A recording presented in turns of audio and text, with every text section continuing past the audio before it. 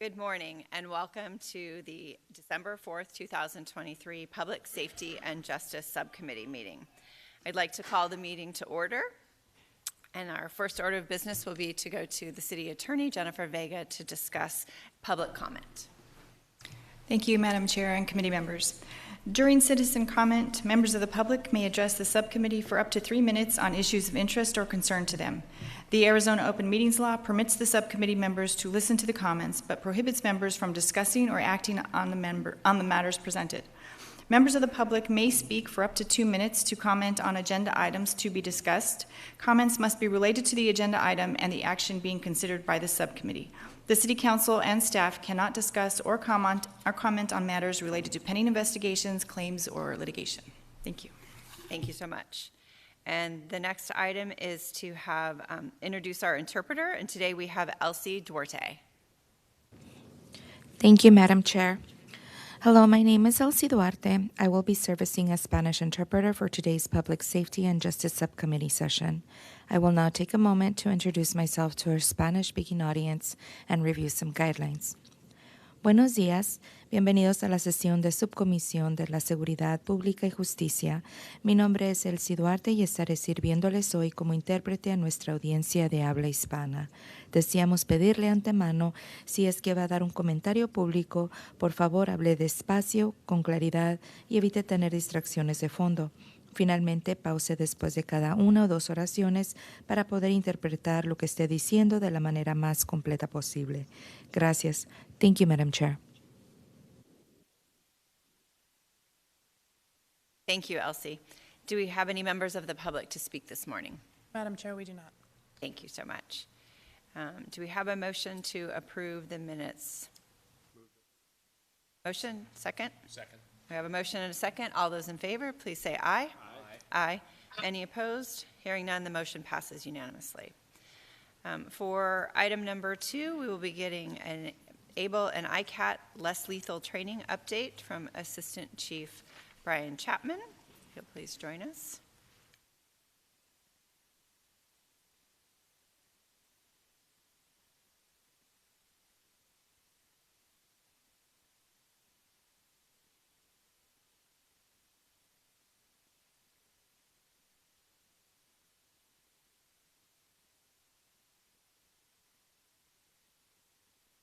Morning, sir.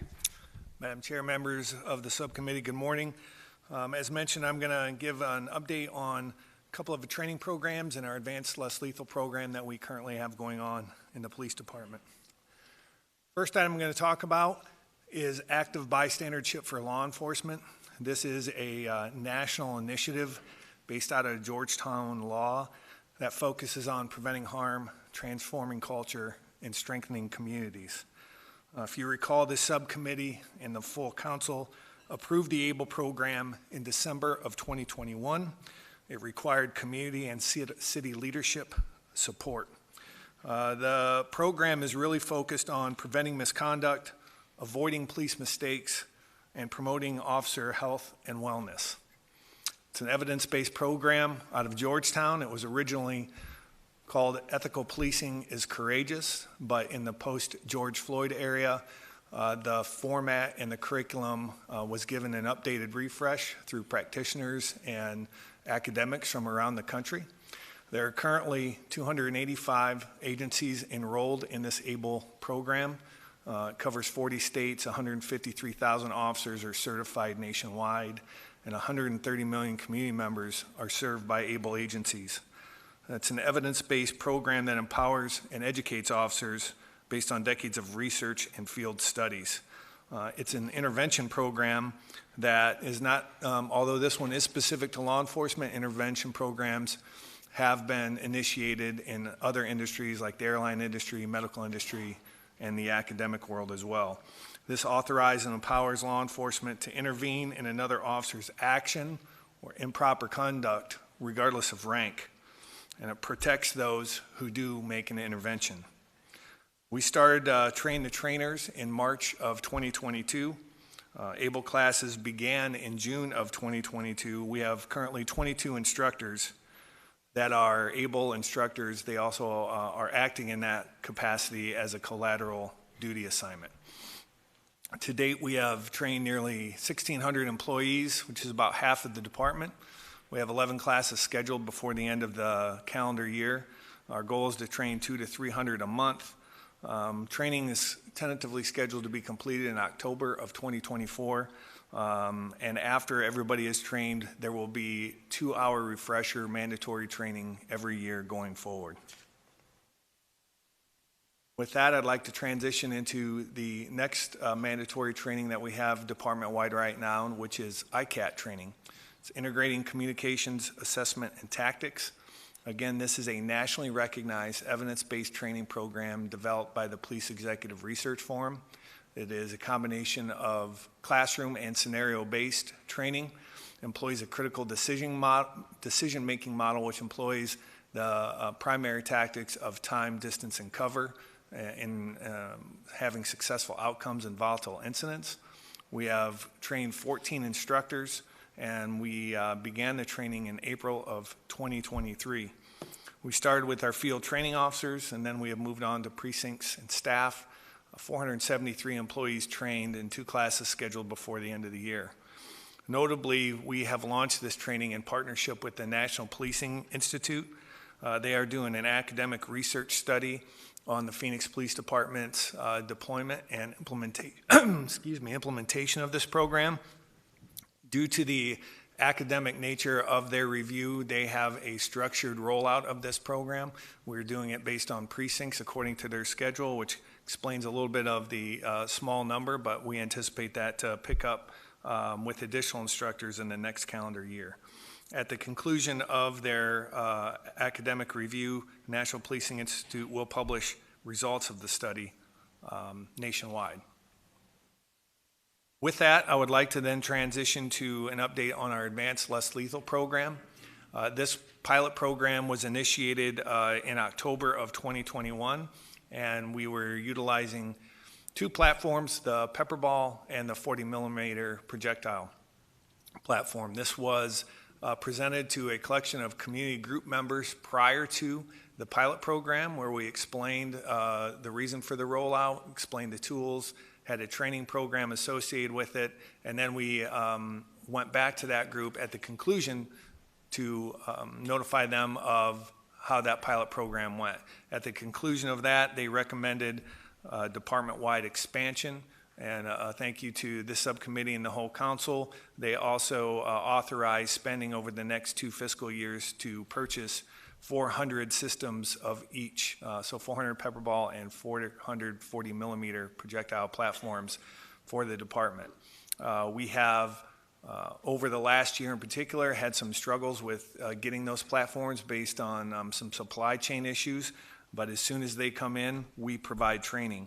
Our last pepper ball class was in November, and our last 40 millimeter was in November as well. We currently have 181 pepper ball guns out on the street, and we have 147 40 millimeter platforms on the street. The next slide overviews our total number of discharges and deployments with these 2 platforms.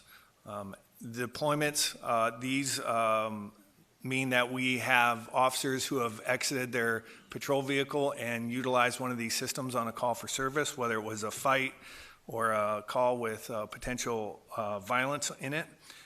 These tools act not only as a visual deterrent, but they are easy, they're very portable, easy to sling and carry. And as you can see, we're averaging somewhere about a 10% time that we deploy with it that we actually discharge it, and the discharge is the actual use of the platform in an incident. And I'll just end with saying these are placed in every precinct across the city right now. We maximize classes at 25 students per class, so as they come in, we have 25 students or officers from around the city who participate in the training, and then they take those back to their precinct for use. And with that, I'm happy to answer any questions. Thank you so much. Councilman Waring? Thank you. Chief Chapman, so these would only be deployed, I assume, if violence was involved some way in the incident. You're not going to do that for jaywalking, bring the person down, give them a ticket. So With that understood, obviously, if you're shooting at somebody, there's a range for that, accuracy and likelihood to bring them down, stop them from doing what they're doing. I assume the range for these devices would be less, or am I wrong about that? Madam Chair, members, subcommittee, Councilman Waring, the use of these greatly expand the distance between where we need to contact someone and where we have to deploy the items from. I believe, just off the top of my head, that the 40 millimeter is up to almost 50 yards, 40 yards, and the pepper ball is from 25 feet and in. So part of the reason that we implemented these is to increase that opportunity for distance and time and allow us to have cover so we can communicate appropriately. We can de-escalate it through crisis communication before we have to use these. So I'm sorry, Madam Chair, just, I didn't totally understand. I think I do. So this actually expands the range you can use them, because from what you're saying, an officer would be out of code or whatever the word is you'd use. I'm spacing on it here. You wouldn't authorize them to shoot from such a distance a handgun, but you would authorize them to use these two devices. Did I say that correctly? Madam Chair, members of the subcommittee, Councilman Waring, these are ideally used for situations where people are armed with things other than handguns. So if we have, for example, someone with a knife acting erratic, this is where we would deploy it. While part of the policy is that there's somebody with lethal coverage on scene when we deploy one of these systems to try and bring that incident to an end. And I'm not sure if I answered your question. How far away, Madam Chair, would you ideally be if you were going to shoot somebody who also had a handgun and was waving it around, and you told them to stop and they didn't?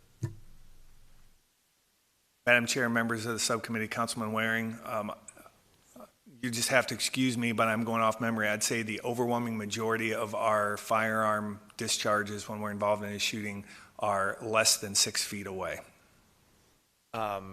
With this, if they had a handgun, the officer would still be expected to draw their weapon, not one of these devices. Madam Chair, members, subcommittee, Councilman Waring, yes, that is correct. There would someone be, if they're armed with a handgun, we have lethal coverage. I know of incidents where we have deployed these against people who have been armed with handguns in their waistband or whatever, and we have been able to conclude that with the use of a less lethal as opposed to being forced to use a handgun. But, Madam Chair, if they have the gun in their hand and they're waving it around, you tell them to stop and they don't, these would be off the table. The officer would be going for their service revolver. Madam Chair, members subcommittee, Councilman Waring, theoretically, that's correct. And then this would address the situation where they're kind of far away with a knife or a steel pipe or something. Then you'd go for these devices from a greater distance than the 6 feet that you mentioned to address some of the issues that would happen. I would also say I am not criticizing any officer who has somebody with a knife in front of them waving it around who did draw their weapon. I think the people who are like, oh, it was only a knife, it'd be fine, I don't know why you did that, are Monday morning quarterbacking in an extreme deadly situation, which is, to me, that's always offensive. But I think I've got it now. I think you did answer the question. This is to help mitigate some of those situations further away than the 6 feet or so with a potentially deadly weapon, but it's not a handgun or a rifle or something, and you think you can bring it to an end. And then what comes after that, no way to tell. Is that fair summary? Madam Chair, member subcommittee, Councilman Waring, that is a fair summary. Thank you. Thanks. Councilman Robinson. Thank you, Madam Chair. Excuse me. Thank you, Madam Chair. Chief Chapman, excuse me, you had mentioned the start of the PowerPoint with regard to the Advanced Less Lethal program. The number of launchers that are out there, 147 40 millimeter and 181 pepper ball. How is that distributed throughout the shifts, or is there how did you base that determination on where they would go? It's just, Madam Chair, members of the subcommittee, Councilman Robinson, we leave that up to the precinct commanders. They understand their asset mapping of those resources. So when new opportunities for training come up, they look at deficiencies on all 3 shifts and supplement people onto those shifts where there are deficiencies. So they try and be very broad-based with that. okay, thank you very much. And I'll make one quick comment that over the years, I believe the city of Phoenix has always, and more specifically the police department, has always been at the forefront of providing its officers with the necessary tools. So in the event they're confronted with somebody where without one of these intermediate tools, they're forced to use deadly force. I think that's might have been where Councilman Waring was going also with, what do these things do for us? And I think more than anything else, and like I said, the history of the Phoenix Police Department has always been to provide the necessary tools to its officers so that they didn't have to, unless they had to, use deadly force. So it's a great program from my perspective, and I'm glad to see the tools that are out there. Thank you. Thank you, Chief Chapman, for being here this morning, and appreciate the information. I want to punctuate, I think, Councilman Robinson's comments that, in the 2 years since we first put this as a pilot program, it means that nearly 1,300 citizens had their ending with the police department be a little bit different than it might have otherwise been if we had not had these less lethal options. And so I applaud the police department and the city for continuing to look for other ways to end situations that could be lethal with our citizens. So thank you for your hard work, and kudos to the city. All right, our next item on the agenda is the 100 West Washington update from Deputy City Manager John Tan and Special Projects Manager Jeremy Legg.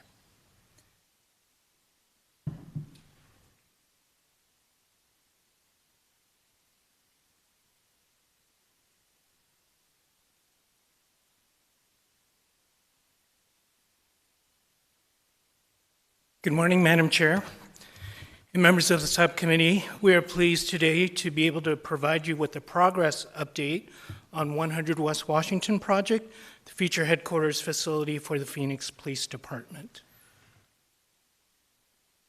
In late 2021, the City of Phoenix acquired the 27-story former Wells Fargo Tower, and since that time, the project team has been working on upgrading much of the building's core infrastructure, programming to ensure that the facility will meet the needs of the department over the next 20 years, and design of the individual floors.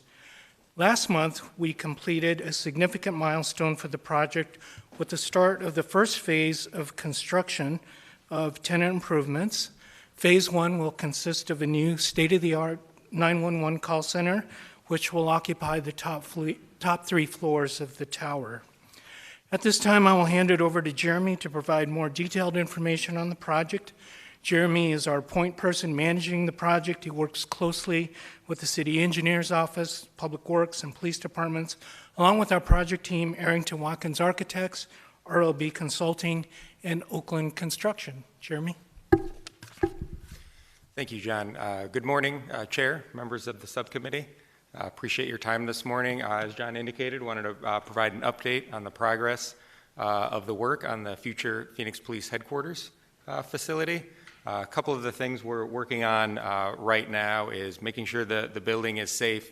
The prior owner left a lot of good bones and maintained the facility very well, but there were a number of items that did need to be replaced. What you see on the left is one of the fire alarm panels that would be typical throughout any floor. These are now installed on every single floor of the building, so that backbone for our new fire alarm system to keep everyone safe is nearly complete.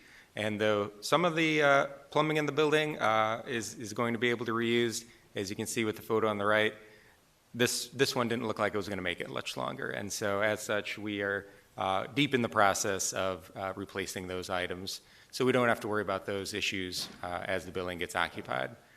And of course, a building of this age does tend to have things in it like asbestos, We've been very safely and thoughtfully abating this throughout the tower to make sure not only our construction workers are safe as they're working on the project, but of course the future occupants of the building are as well.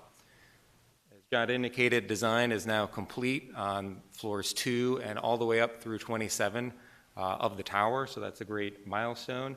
All of those have been submitted to the great team in the AFP program in the city's Planning and Development Department, and we have building permits in hand for the 911 floors, and that work is well underway. That was celebrated by an event that you were able to attend. I appreciate it was a great way to celebrate the commencement of construction of the tenant improvement portion of the project. And I'm happy to report that as of this week, there will be new walls framed out on the 27th floor of the building to support our future 911 services. And before Christmas, we'll have door frames completed on the floor where the dispatchers will be. So those levels are starting to take shape as we speak. What you have here is a rendering of what the space will look like as it is completed. There are going to be a number of features that are going to be of great use to our talented team in the Communications Bureau of the Police Department. The lighting is going to be able to be customizable. We're going to have very comfortable, adjustable, ergonomic furniture. In addition, there will be wellness and quiet rooms available to the staff, as well as new break room facilities for them. We think that this space is not only going to be functional and secure, but a nice benefit of being at the top of a high-rise building is you get really great views. And so we think that this will be not only a functional space for this work group, but something that I aspire to help with recruitment and retention as well. So as indicated, these improvements are underway as we speak. We anticipate having the substantial amount of work on the 3 floors that the Communications Bureau and the 911 operators will occupy by this summer. There will be some additional time for additional kind of behind-the-scenes infrastructure, furniture moving, equipment testing that will occur after that, but we are moving full steam ahead to get this space ready as soon as we possibly can. In addition to having great workspaces for the employees of this building, we're doing some things to make sure that the project, not only from a construction standpoint, but from a future maintenance standpoint, is sustainable. So we've just about finished construction and installation of a system that will help reduce water usage of our cooling tower. So this is sort of like a fancier version of a salt water softener you might have in your garage. And if you've ever had a swimming pool that had a salt cell, it's kind of a combination of those. Because the water used for the cooling towers and the chillers in this building are what provides the air conditioning for 500,000 square feet and 27 stories, you can imagine there's a lot of water used in that, and this will significantly reduce the usage of that for the city's duration of ownership. And of course, as we redo all of the restrooms, we'll make sure all of those fixtures have low-flow, water-efficient fixtures installed as well. In addition to things like energy and water consumption, the project is going to be sustainable in that as we acquired this property, the city purchased millions of dollars worth of furniture. And as you can see in these photos, this is just a small fraction of that, but the vast majority of this is in very good condition. So these are all filing cabinets, office chairs, conference room tables that we will not need to purchase new and manufacture, and that also won't end up at a landfill. So we're being efficient with both our tax dollars as well as our landfill space. And then some items that we could not use in the reprogrammed space for the future police headquarters facility, things that one of which you see across the street right now, and these other items are actually currently installed in community centers and other facilities throughout the city. So we're able to repurpose quite a bit without any additional expense. And so with that, I will turn the presentation back over to John. Thank you, Jeremy. Madam Chair and members of the subcommittee, that's the current progress report. We're happy to take questions, and we look forward to coming back to this body in the future as we progress along the project with future updates on the project. Well, thank you both for being here and for the presentation. I know, are very excited to have participated in the wall breaking last month and look forward to when our Communications Bureau and 911 operators can move into their new digs. Thank you both. Thank you. Item number 4 on our agenda is the Parks Safety Update, and for this item, we'll be having Parks Director Cynthia Aguilera, Assistant Park Director Martin Whitfield, Assistant Park Director Tracy Hall, and Deputy Parks Director Jared Rogers. While they all come to the table, thank you very much. That's a lot of back and forth.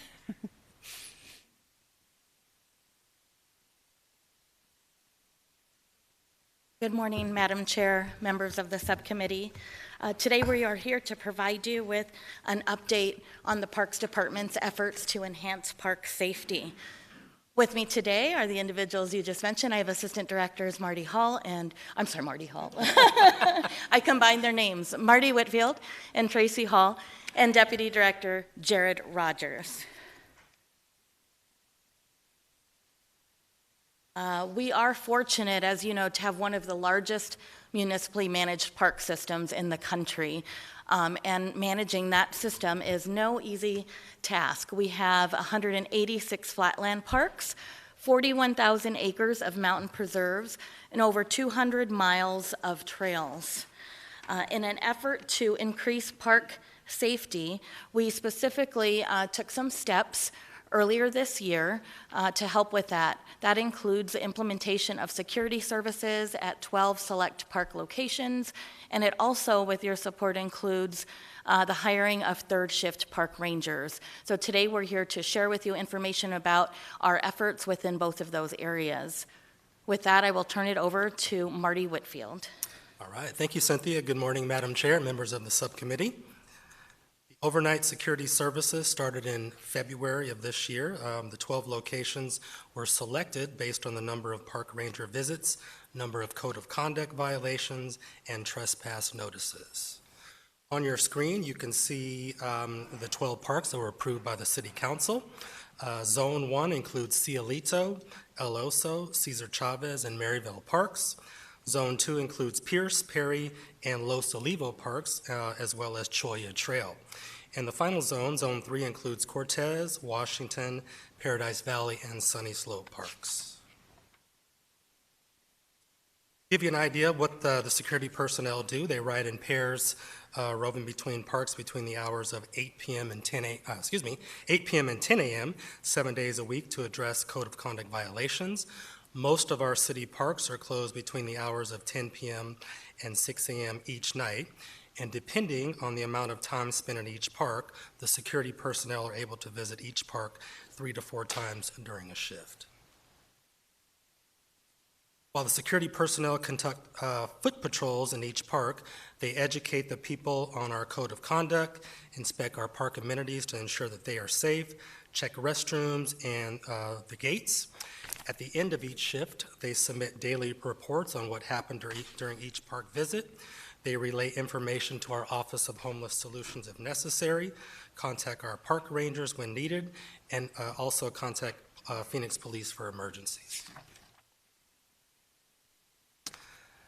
During this time period, we captured July 1st through November the 14th. The security personnel made 3,850 visits. During those visits, they made contact with over 8,000 individuals. The security personnel are usually addressing loitering, people using park amenities outside their intended purposes, and people in vehicles in the parks that are in the park outside of park hours. There have been a few occasions where security personnel have called police for using drugs. During this time period, police were called 52 times, and our park rangers assisted on 9 occasions. In most circumstances, people are generally responsible to our security. Now I will turn the presentation over to my colleague Tracy Hall to discuss our park ranger program. Thank you. Good morning, Madam Chair, members of the subcommittee. I'm here to discuss or to introduce our park ranger program. The Natural Resources Division houses our Park Ranger program, which has a preserve team and an urban team. And today's focus is going to be on our preserve rangers. I'm sorry, on our urban team rangers. We have 42 park rangers in our urban program that patrol the 186 parks. So of that 42, they are broken into 3 shifts. The third shift is the new shift, and their roles are primarily to increase guest satisfaction, park safety, park attractiveness, and park userability. And today we have Jared Rogers to provide information on our urban team program and operations. I'll turn it over to him for further discussion. Thank you, Tracy, and good morning, Madam Chair and members of the subcommittee. With the help of the HR Human Resources Department, as Cynthia mentioned earlier and Tracy mentioned, we were able to bring on a third shift of park rangers to help with some of the issues we were seeing in our parks overnight. That funding was available to get those third shift rangers on July 1st, and we worked with the Human Resources Department to bring them on July 10th is the day they were hired. We moved immediately into training them in a Ranger Academy. That's 2 weeks of extensive training on what their roles are, responsibilities, and authorities are. After that, we did field training from July 31st through September 9. To include daytime training, evening training, and then even the last couple of weeks on an overnight shifts so that they could get used to that. And then September 11, which is not even 3 months from today or 3 months ago, they actually began operations. And their hours are 8:30 p.m. to 7 a.m. So now with that third shift of rangers, it means we do have 24 hours a day, 7 days a week coverage. However, as mentioned previously, we have a really large department.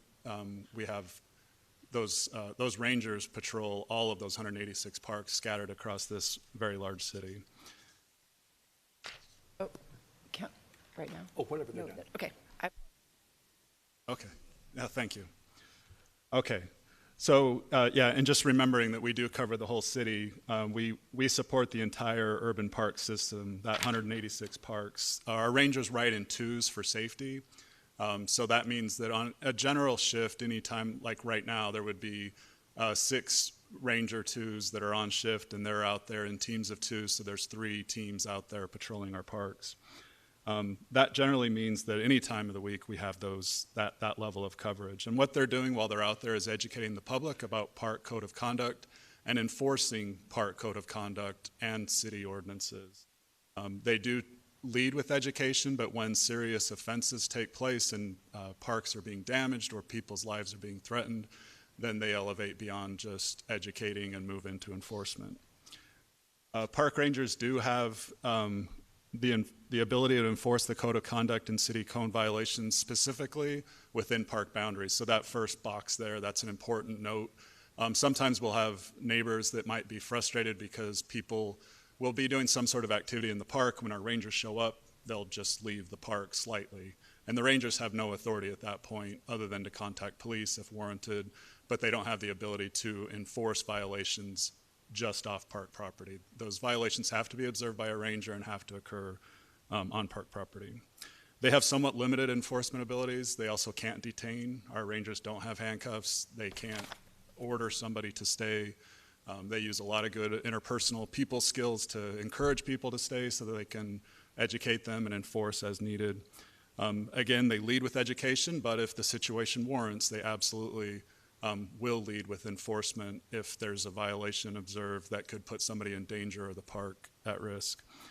They have citation authority. They can cite on city code, and they can trespass as well. That means to order somebody to leave the park and stay away from the park. And that authority is really important. We'll talk about it a little bit more. A lot of the people that our rangers are interacting with might not have the ability to show up at a court date 3 weeks later or a month later, but they can be ordered to leave the park and trespass from the park and entered into a database that we keep track of so that if we see those people again, we can escalate the education and potentially then cite beyond that point. This is a summary of some of the recent overnight park ranger activities. The first column, you can see the listing of the weeks recorded. These are activities that are generally occurring from 10 p.m. to 5:30 a.m., which corresponds with when most of our parks are closed. And the third shift, obviously, a big part of their impact is affecting parks that are closed and activities that should not be happening there overnight. And just to be clear, all of us, any of us here, should not be in a park overnight. When they're closed, and so nobody should be in the parks at those times. So beginning in that second column that says number of educational contacts, so in that first week when our third shift rangers were on overnight, seeing things happen, you can see those numbers, 525, 537. Those are educational contacts. At the bottom, it gives more explanation about what those are, but those are our rangers going out there and seeing people in the parks. Often people will leave when they see a ranger pull up, as you can imagine. They recognize they're not supposed to be there, and again, rangers can't force them to stay, and so they may just leave. But you can see generally, the numbers in that column are trending downward. And that might first seem like a bad thing, but generally we think people are starting to recognize, okay, in the past I've been able to hang out in a park, nobody's gonna come here, nobody's gonna tell me to leave, but now we do have rangers that are going out there and we're seeing those numbers start to go down. We're starting to see good progress there. The next column is number of trespasses noticed, and those include trespass for the remainder of the day. Often we'll come to somebody, maybe it's the first time we've ever seen somebody, maybe they didn't know they're not allowed to be there at night. And so we trespass them and we say either you need to be gone for the day, or if they're involved in some other type of activity, we could potentially trespass them for 30 days and up to a year, depending on what activities they're involved in. And then we also can coordinate and do work with the police department as needed if there's criminal activity and something more serious is warranted as far as a reaction. Of course, park rangers, as I mentioned, we can't do everything on our own. We collaborate with other departments and entities.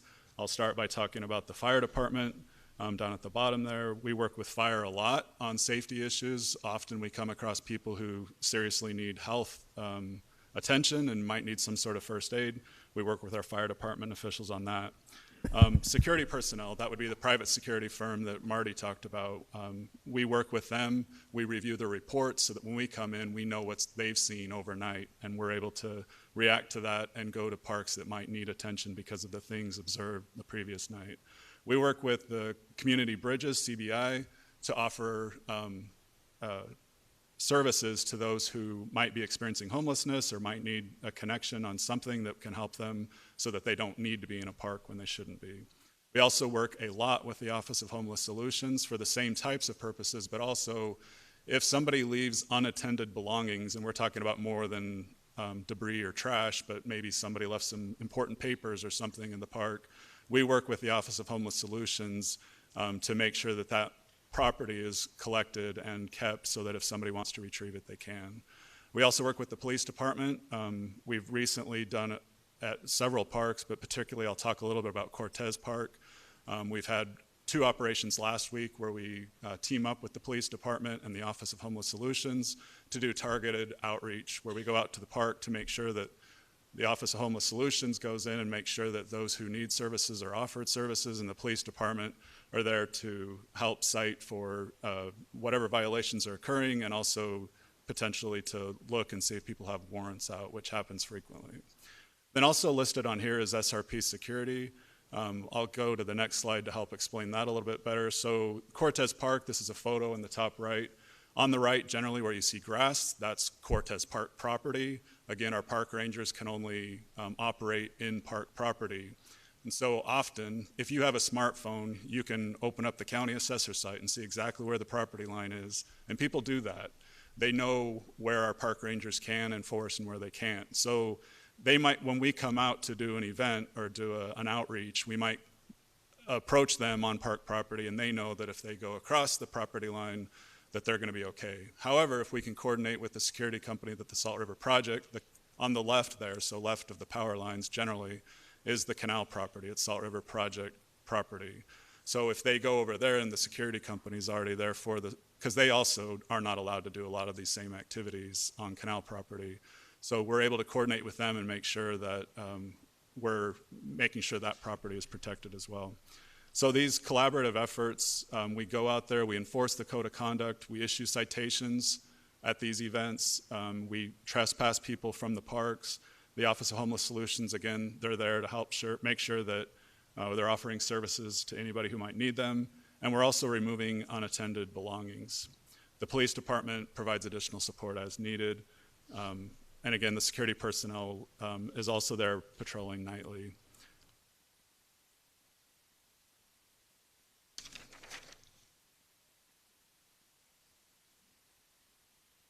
And then I wanted to now transition back over to Cynthia in saying that we are seeing a benefit from having the third shift park rangers on our team for sure. We're also seeing a great benefit from the collaborative efforts that we're able to do, and just wanted to acknowledge the Office of Homeless Solution and the parks or the police department.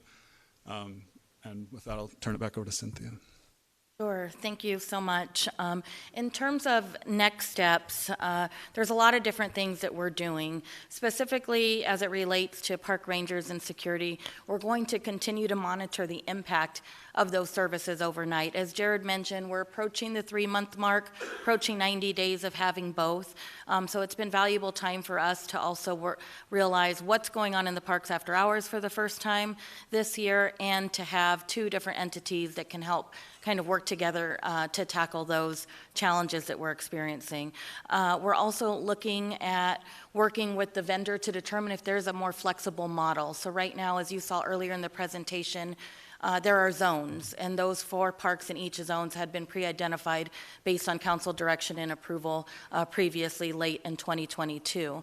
And as you know or can imagine, the need, or the parks with the greatest need, may vary from time to time. So it may be those same parks in a given month or week, but it could be a different park from day to day or week to week. So we'd like to see if we're able to create a more flexible model to better deploy those services. Specifically, I'm talking about security services to parks with the greatest needs. We do have our park rangers, however, that patrol all 186 parks. We know that's a lot of parks, and that they can't get to all of them in any given day, but they're also very aware of which parks have the greatest challenges and spend a good amount of time in those parks and can adjust and be flexible themselves as well. Another thing that we need to look at is what happens beyond June 30th of next year. So we have identified funding, which has been salary savings from the Parks Department, to cover these services. At the end of June, beyond that, we don't have funding identified. So whether or not services and funding can be identified beginning July 1 of 2024, that will need to be part of the budget discussion. Things that are not on this slide that we're also doing is we're working with PD to identify sites where we can add security cameras. In Cortez Park, we are preparing to put temporary cameras to get started, as well as looking to do the same at Perry Park. We also just awarded over $300,000 to neighborhoods and nonprofits for the ARPA Park Activation Program. So the security services and rangers are one of many other tools that we're looking at to enhance park safety overall. And with that, this concludes our presentation. We'd be happy to answer any questions.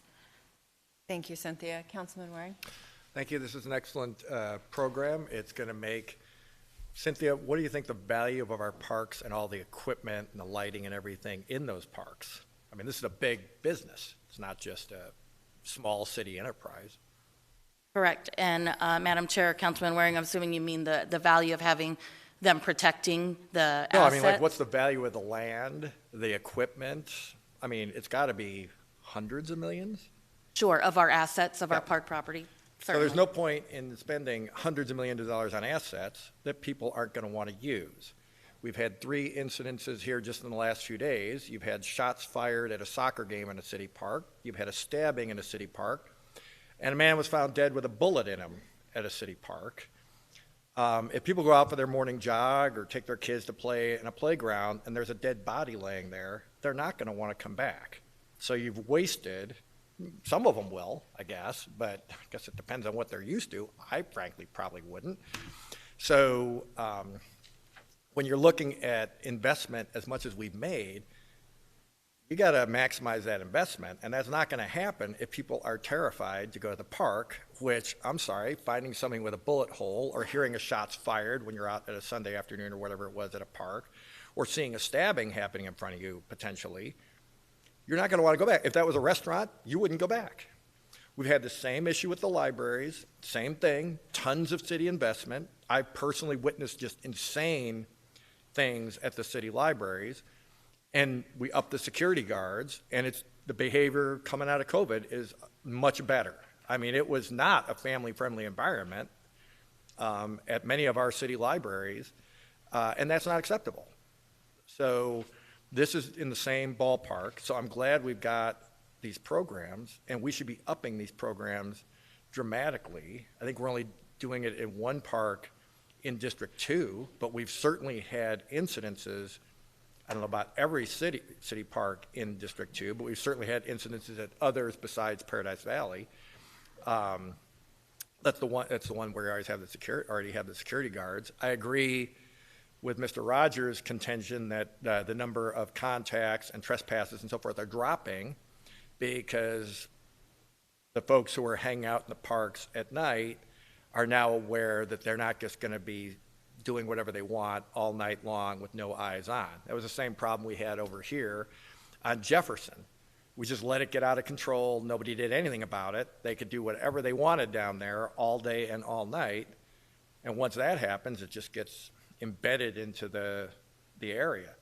Can't let that happen at city parks. They're too expensive. People use these. I don't go to city parks for me. I used to go to city parks in a different state with my parents, same as I went to the library with my mom. I remember what wonderful experiences those were and how they shaped me, for better or worse. And I think about the parents now who might not go to our city parks with their kids, and that's really what they're designed for. We're taking away opportunities for kids for growth, development, enjoyment, by letting this kind of activity go on. So the more people we can put out there, frankly, getting people out of the parks at night so people don't have to see the leftover, because I think the last presentation you gave, you talked about how there's been a lot less vandalism at the parks we're covering and a lot less garbage strewn around and so forth. And for people to say, well, these people have nowhere to go, I understand.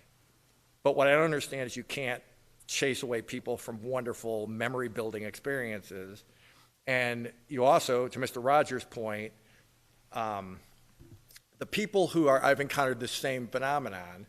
So this is a helpless group of people who can't possibly get a job with the city fixing potholes or cleaning streets or anything, but they apparently have iPhones and they have the wherewithal to go to the county assessor's website and find out exactly where the borders of the park are, so that they cannot do anything right outside the jurisdiction of our park rangers. That doesn't sound like people who are helpless and don't have the wherewithal to get a job to me. So just something to consider when people think about what a jerk I am on this particular subject. At some point, that's not all the people who are hanging out in the parks, but that's a lot of them. They could be doing something else, and instead they're chasing away kids from wonderful experiences. That ain't cool. And so the more we can invest in programs like this come June 30th, or expanding the programs here in the spring, I know we got our budget issues, this is something we should be doing for sure. And so I don't know how to quantify how many people wouldn't be going, but I'm sure it's some. And these three things that have just happened here in the last few days, holy cow. So I think the chances to prevent stuff like this is much higher if we have people in the parks at night, and it's much better, they're probably not going to be thrilled about it either, if the dead body, and we had several in your last report, I don't think there were any, I think those were probably more drug related, still not good. Nobody wants to find a dead body on their morning jog. So at least have it be a park ranger who might be at least somewhat mentally prepared for this, calling the police, rather than a citizen who would rightfully question maybe why they're living in Phoenix after such an experience, or why they're living in the neighborhood and that's what's happening in the park in their neighborhood. Thank you, Madam Chair. I appreciate it. Thank you, Councilman Waring. We have comments from Councilwoman Guardado. Yes, thank you, Chairwoman. Cynthia, I guess my question to you is, how is it, that on Zone 1, how is it that the security guards are going into these parks? What type of rotation do they have? Because just the issues at Maryville Park, are just continuing to get worse. The encampments that we have there are really bad. I mean, you could see it at 8 o'clock, 7 o'clock at night, 6 o'clock at night. Like the kids are playing soccer around the folks that are doing drugs and experiencing homelessness. So I guess, I just have, I've always shared my concerns around the plan about having security guards overnight. I just wanted to, can someone explain what the rotation is and how is it that they rotate through the parks, and what type of work is the security company doing together with our folks from Phoenix Cares to try to figure out how is it that we try to get some of these folks into services, because some of these encampments that I'm seeing at Maryville Park, I mean, they're not from a week or 2 weeks ago. I mean, it's already been over a month. I think the fence that we put around the old Palo Verde Library, I think they've even done something around, I think they've been able to get through that gate as well. Sure, Councilwoman Guardado, Madam Chair, members of the subcommittee. In terms of what happens in the patrols, the security guards are also in pairs, and they're working between 8 p.m. and 10 a.m. So a majority of those hours are when the park is closed. There's a little bit of overlap intentionally at the end of the night and then in the early morning hours. So they're primarily there when the park is closed. Their job is to go around to each of those parks during that 14-hour shift, drive the perimeter of the park, get out of the park, or get out of their vehicle, and do foot patrols. And they are depending on the park site, each park site has a specific scope of work, because some parks may have a community center located on the property, some may have other unique amenities like historic houses. So they go there, they'll check doors, they'll close gates where appropriate, they'll make sure restrooms are open or closed depending on the time of day. If specifically they see people in the park violating park rules, they will let them know that. And generally from the reports, we're seeing if people are in the park after hours or breaking a rule, that they're complying. When they are not, they would do what our park rangers do in terms of if they're seeing a crime in progress like drug use in the park, they would then call police for assistance with that. The challenge we face oftentimes is determining what is a true encampment and what is not. A lot of the times we receive phone calls and there may be a large number of individuals and they might have a lot of belongings, but they're not necessarily violating any park rules. So that's the first thing security or our park rangers are going to look at when they go in the park. Is there an actual park rule violation? The other thing they do is information is relayed. They have an open line of communication with our park rangers so they can reach out for assistance so that they can come over and help.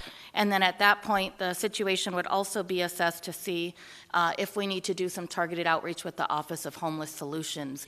But I guess that's my question. My question is not how the program works, it's more what is the rotation like and how many times have they been at Maryville Park? Because I personally am getting a lot of complaints about needles, about just substances, on the playground. I mean, obviously it's one playground that's not being used anymore because of those reasons. I guess that's more my question. Like, how many times are they hitting that park? Yes, Councilwoman Guardado. So on average, they're getting to each park location 3 to 4 times a day. Just depends what type of activity they encounter at each of the 4 parks, but it's every single day, 7 days a week, on average 3 to 4 times a day, and they submit their daily reports to us that we, along with the rangers, then review. Right. So I guess along with all of this, in terms of next steps, as we're looking at the security contract, I would also like for us to look at how is it that we can hire more park rangers, because one of the things that I think it's happening is what I had predicted when we started with this program was that, the problem was just going to move along to the other parks where we're not doing extensive watching over the parks. So as you're looking at extending the contract for security guards, I would also recommend that we try to figure out how do we hire more rangers? Because I think, like other people have said, the problem is only getting larger. And I do think that if we just do targeted outreach, some of the other parks in that same area are going to start to get worse. So in that, I would recommend that you also start looking and being able to hire more park rangers that have a little bit more authority as well. Because as we see things happening at night, we're also seeing them happening during the day. Cannot tell you how many phone calls I got over what happened yesterday at Pradera Park from constituents in that area. So I think it's, we have to do something dramatic. And I think as we're looking at the contract, seeing if we can hire more park rangers and having that conversation with the city manager, I think we should try and see what we can do about that. I get it that we have challenges with the budget starting next year, but I think that Councilmember Waring is right. People need to be able to visit the parks, and especially in some of our areas, that is the only thing that families can do when it comes to doing something outside with their children. So I would really appreciate that. Thank you, Chairwoman. Thank you, Councilwoman. So I want to ask a clarification. Jared, you were talking about the numbers and the teams, and am I correct? Did I hear you say that we have 3 teams of 2 in the overnight shift? Yeah, Madam Chair. I guess technically we have 6 teams of 2, but half of those work the first half of the week and the other half work the second half of the week. So at any given time overnight, we generally have 3 teams of 2 going around. All of our rangers on the 3rd shift work Wednesdays. So on Wednesdays, we have everybody on at the same time. But that's just the way the shifts have historically and currently work. Okay. And do you have any vacancies, or are you fully staffed? We do currently have vacancies. How many vacancies do we have? We have 9 vacancies currently of the 42. Sorry, total. Say that again? We have 42 total urban ranger positions, 9 are vacant. And so those are not all nighttime? Not all nighttime, no. Right, but you have, 9 vacancies over the whole. So if you were fully staffed in the evening, how many teams would we have? 6. We would have 6 total, but on any given evening, most evenings, we'd have 3 teams. Okay, so those vacancies will not change the number of teams that we have going out. Okay. That's correct, Madam Chair, and I will just add that that model that we use of any given day, 3 teams of 2 rangers kind of factors in when there's no vacancy, no one calling out, those kinds of things. So when those things happen, someone's on vacation, someone is out for any other reason, there's vacancy, it will go down. And during the day, how many teams are there? It's the same model, daytime or nighttime. So at any given time, the norm is for the City of Phoenix to have 3 teams of 2 monitoring 186. Sorry, I was going to say 2, but that just didn't sound right. 186 parks. Okay. That doesn't seem right to me. That means those folks are could be very overwhelming, and that they're not able to get to the parks as often. Would love to hear more about that in maybe in a briefing. To get past that, though, I'd like to know in the future how often the fire department is called. You talk about working with them, and I know you're working with police department. The stats you provided in what I believe is slide 14 talks about your number of contacts, number of trespasses, as well as the number of Arizona traffic ticket and complaints, but we don't talk about how often on a monthly basis you're contacting police. So I think that's important in fire as well, because whether I'm a jogger or with my kids, however that is, I'm not going to be happy if I'm seeing an OD or somebody who needs health issues. I mean, albeit a normal situation, but those are important numbers.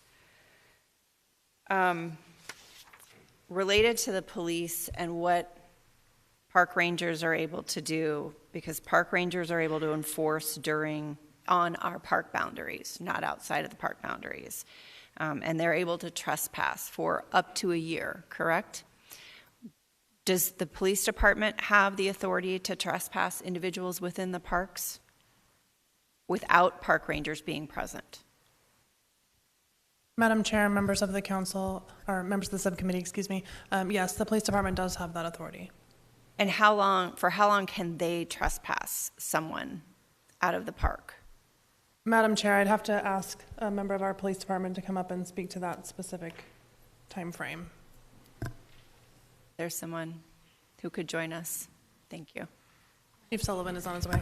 I think, Madam Chair, members of the subcommittee, I can add for now too, a lot of the times before they do that, I know that they consult with us, or it might be a joint decision that we're making with them a lot of the time when something like that is occurring. Okay. Thank you, Chief Conley. Sorry to put you on the spot. No worries. Good afternoon, Madam Chair, members of the subcommittee. When we trespass somebody, they're trespassed.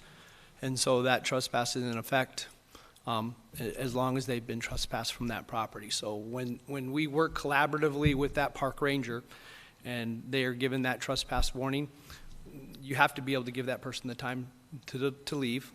And then if they return, we will continue to enforce that upon continual return. So the determination for how long they're trespassed is a collaborative decision? Yes, Madam Chair, members of the subcommittee, that is correct. For more egregious, serious things, I can say it's not uncommon to do a year trespass notice. We do like to do progressive trespassing, meaning if we don't have documentation that it's an individual that we've run into, that's had repeat warnings, it might be a trespass for the rest of that day. We see them again, might go up to 30 days, depending. We have a code of conduct, we follow that, and then when it's a more serious situation and police is involved, we will work together. A lot of the times, those are the ones that will end up resulting in something typical of a year. And so I appreciate that, escalation of consequences when there are issues. My concern, though, is Cortez Park is in District 1, which has had a lot of problems lately, as have some other parks. But my concern is when our police department isn't able to collaborate necessarily with parks, then what would be the normal trespassing that police could issue? So similar to our relationship that we have with responsible parties in the business community, Madam Chair, members of the subcommittee, we would say authority to arrest trespass logs that we would run. And I think there's tremendous room for improvement in how we categorize within the city parks those that have been trespassed and are running within those logs within our operational crime plans that overlay those areas. But that's how that authority to arrest works. So we are able to then have a list of people that have been trespassed within certain properties throughout the ATAs, or the authority to arrest trespassers. But the key, and I think you heard it from the parks, is that collaborative approach to make sure that we're on the same page related to why that person or that individual was in the park and why they're being trespassed. I think that's really important to the city prosecutor and for the success of prosecution moving forward. And I do appreciate that. It is important for us to improve that process, not just for Cortez Park, but the parks across the city. I know that I'm hearing from some of the folks from Cactus Park Precinct that they're feeling like they can only get that 24-hour or 48-hour trespass when some of these folks are repeat. So if we could start working towards improving that process, that would be appreciative. Yes, Councilman Waring. I was assuming you're done, but if you're not. I'm not. Oh, then. But is it related to that topic? Okay. So I want to go back, though, to our security folks, because during 5.5 months, roughly, they've got about 3,800 site visits, according to the data you gave us, and made contact with 8,000 people. Are those numbers outside of the numbers from the slide on 14? Yes, Madam Chair, members of the subcommittee, those are separate. So the way the security services, the way we track and collect that data, slightly different because of two different systems that we collect and report on data for park rangers. So that is separate from the numbers you see in that blue chart, which are specifically for park ranger coverage overnight. So is it possible to get the security services data laid out in a chart as well? And it doesn't have to be by week, but I'd be happy to have it by month and maybe we could talk about how that could look, because it's important to me to know both sets of data. That's a lot of contact, and as we've already determined, we've got a lot of money invested in our parks, and I can tell you that on a much more regular basis now, I'm hearing folks who will not go specifically to Cortez Park for my area, and that makes me sad, given that is a park I grew up in, and my sister and I and friends were able to play in that park freely while our adult parents played softball and that's a big park. If you've been to that park, it's a big park, so it makes me sad to see the state we're in. I want to go back to continue with the security companies. We approved a number of different security companies, correct, to use across the city? Madam Chair, members of the subcommittee, yes, the Finance Department recently completed a solicitation for citywide security services, and there are now multiple vendors that city departments can choose from. Can you tell me the differences between some of those firms? Madam Chair, members of the subcommittee, the Parks Department did not facilitate that solicitation, so we'd really need to lean on the Finance Department that could speak to that. We might have someone from Finance Madam here. Chair, Assistant Finance Director Adriana Phillips is here if you'd like her to come up and speak to that. Sure, that would be great. Thank you, Chief.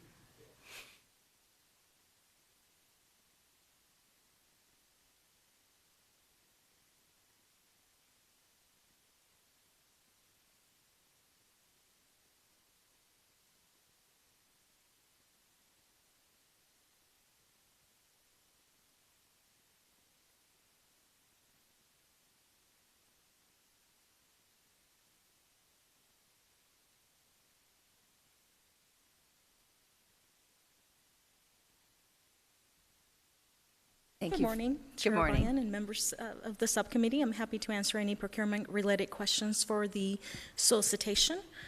The Procurement Division issued a solicitation on July 28th, and we started the evaluation process September 1st. 12 offers were submitted for the solicitation, and the evaluation committee, after evaluation and consensus scoring, they arrived at recommending 4 offers to be awarded, which that was approved on the November 1st council agenda. And are you able to tell me any differences between the 4 different firms and what kind of security they're able to provide? Yes. So after the 12 offers, the 4 that were able to submit an offer, they all submitted to be able to meet the requirements for the Parks and Recreation Department. Specifically, they met all the method of approach qualifications that were included in the scope of work. Their experience, again, met all the qualifications. I don't know if you want specific capacity. It was a total of 400 points. They all met those requirements, and they were in the top scoring. The experience was 300 points, and they also had, all of them, extensive experience providing security guard services. Do some of them specifically wear body-worn cameras? Do any of the companies offer that service? Not specified, but I can. Okay. All right, I'm going to move on while you look at that. When is the expiration of the security supposed to end? Is it June 30? Is that expiration because of money, not because of our contract? That is correct, Madam Chair. Okay. So how do we... I guess my concern is that I know we're about to lose $91 million in our budget due to the legislature's actions regarding rental tax. I'm just really concerned, given the situation we're in, about losing resources. And I commend Councilwoman Guardado on park rangers, park security. We need these folks in our parks. Additionally, and thank you for the grants and activation, but the truth is that we need folks to know that we have rules and that we're going to follow them, and if you're not going to follow them, then there's a consequence. So what next steps do you need, Cynthia, from the council to help us help you to continue this program? Madam Chair, members of the subcommittee, our department is currently going through 3+9, and we will have other budgetary processes that we're working with. So this is certainly something that we can request as part of that process. At the same time, we are being asked to submit budget reductions, as every department is. And so that's going to be the task that we're faced with, is if we do continue or expand, it will be at the expense of eliminating something else. And those are discussions that we are preparing to have with the budget department. Okay. I'm curious about the contract still, about the firm that has body-worn camera, because I know that our citizens are steadfast that we have that on our police officers, and it is helpful in many situations. What are Sure. I think I understand, Councilwoman and members of the subcommittee, and I know that Adriana probably has the more specifics on it. Generally, what we had staff who were involved in evaluating those particular companies who responded. Generally, I can say there's a lot of similarities. There might be a few differences. There are likely one or two in there that have body-worn cameras, that might have different training as part of their program, that might have different requirements in terms of what they require for experience to become a security guard, and or different reporting capabilities. Those are generally the main differences that we might see amongst some of them, as well as capacity and flexibility in models.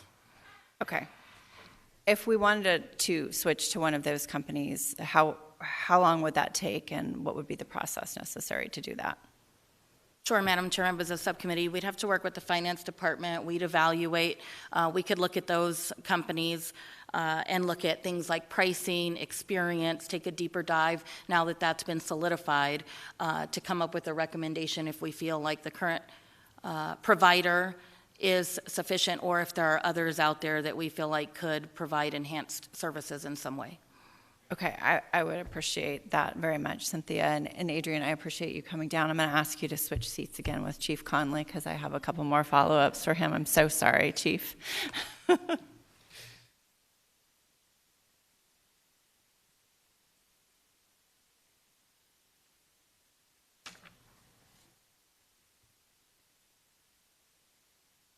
And maybe, Cynthia, you could have answered this, so maybe I made him come down here just for the heck of it.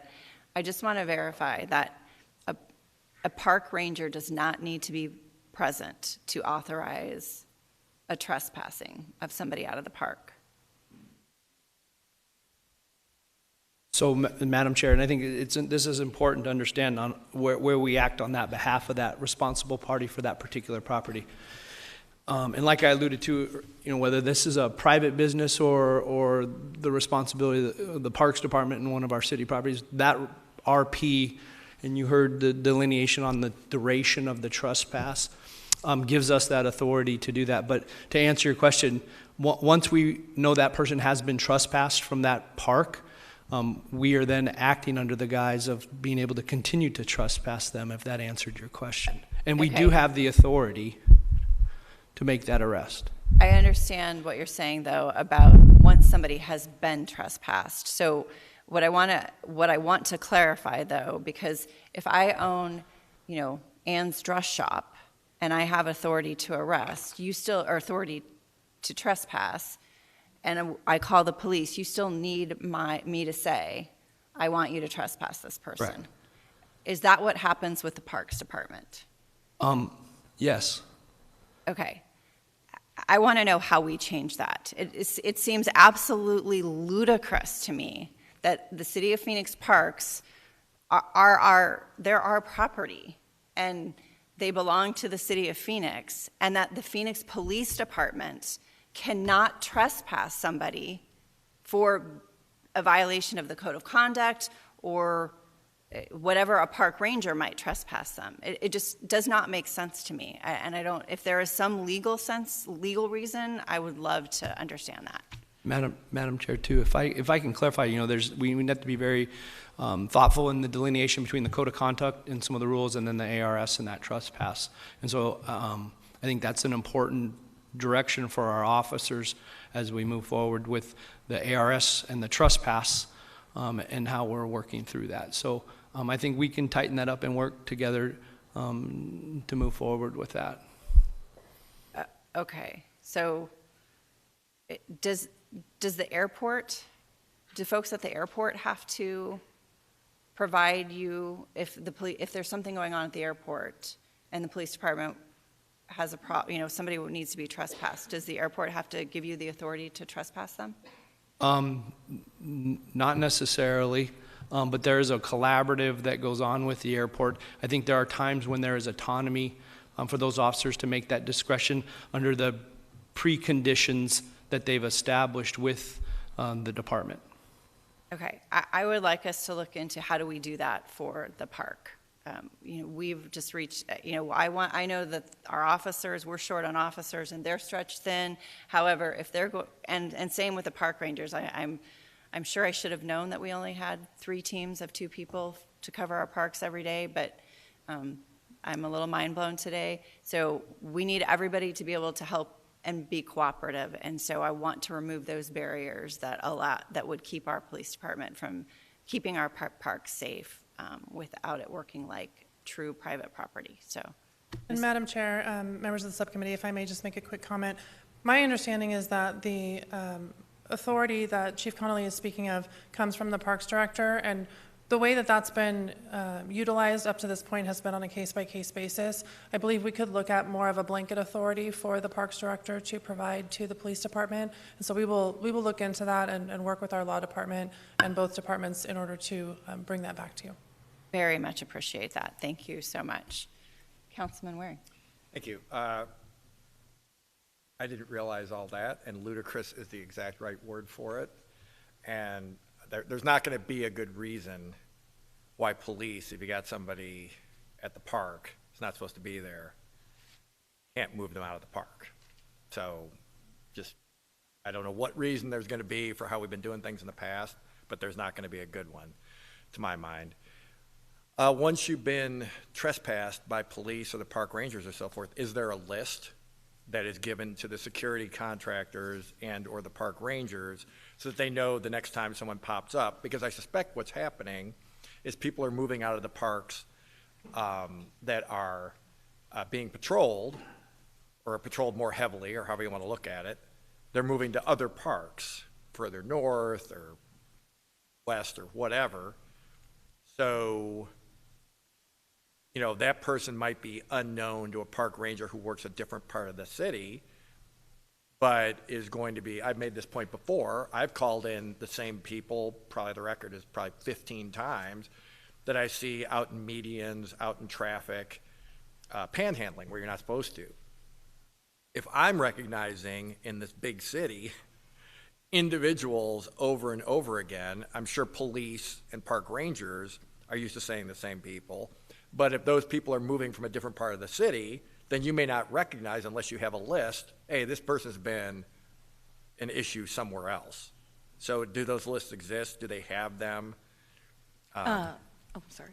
Go ahead. Madam Chair, Councilman Waring, and members of the subcommittee, we do. So the Parks Department maintains that list. The next step that needs to happen is making sure there's a more seamless process so that police and security services have the access to that. We, in fact, just discussed this. It was mentioned in a meeting. Part of the issue is we all have different systems and where the information is tracked. So there are informal ways where that information is shared, but to your point, that is something that's a next step for us to have an easy, seamless way of sharing that information. Okay. Councilman Waring, can I just, to his point related to the trespassing, does it, if you are trespassed from Cortez Park, are you trespassed from all parks or just that park? Madam Chair, that's also a decision that's made depending on where we are, if it's a first violation, second violation, what type of violation. In most cases, it is that park. If that individual is known to our rangers to have issues in other parks around the area, they can and will and have made it to either specific parks nearby or all parks. Okay, thank you. Thanks. So, Madam Chair, to that point, I don't think we should, frankly, let people make that decision. I think that's a policy decision that we can make, and we should. So I would suggest on a future agenda that we vote on some of this, because at some point, what we're hearing doesn't make sense to me as an efficient tool. And Cynthia, I'm not trying to bust your chops here, but how about texting out the list? I mean, in an age when information is transferred, like how hard could it be? Why not just set up an app? Hell, the guys I play tennis with in Sedona, there were enough people there, they're going to show up on Saturday, show up, not show up, Jim, are you coming up, whatever.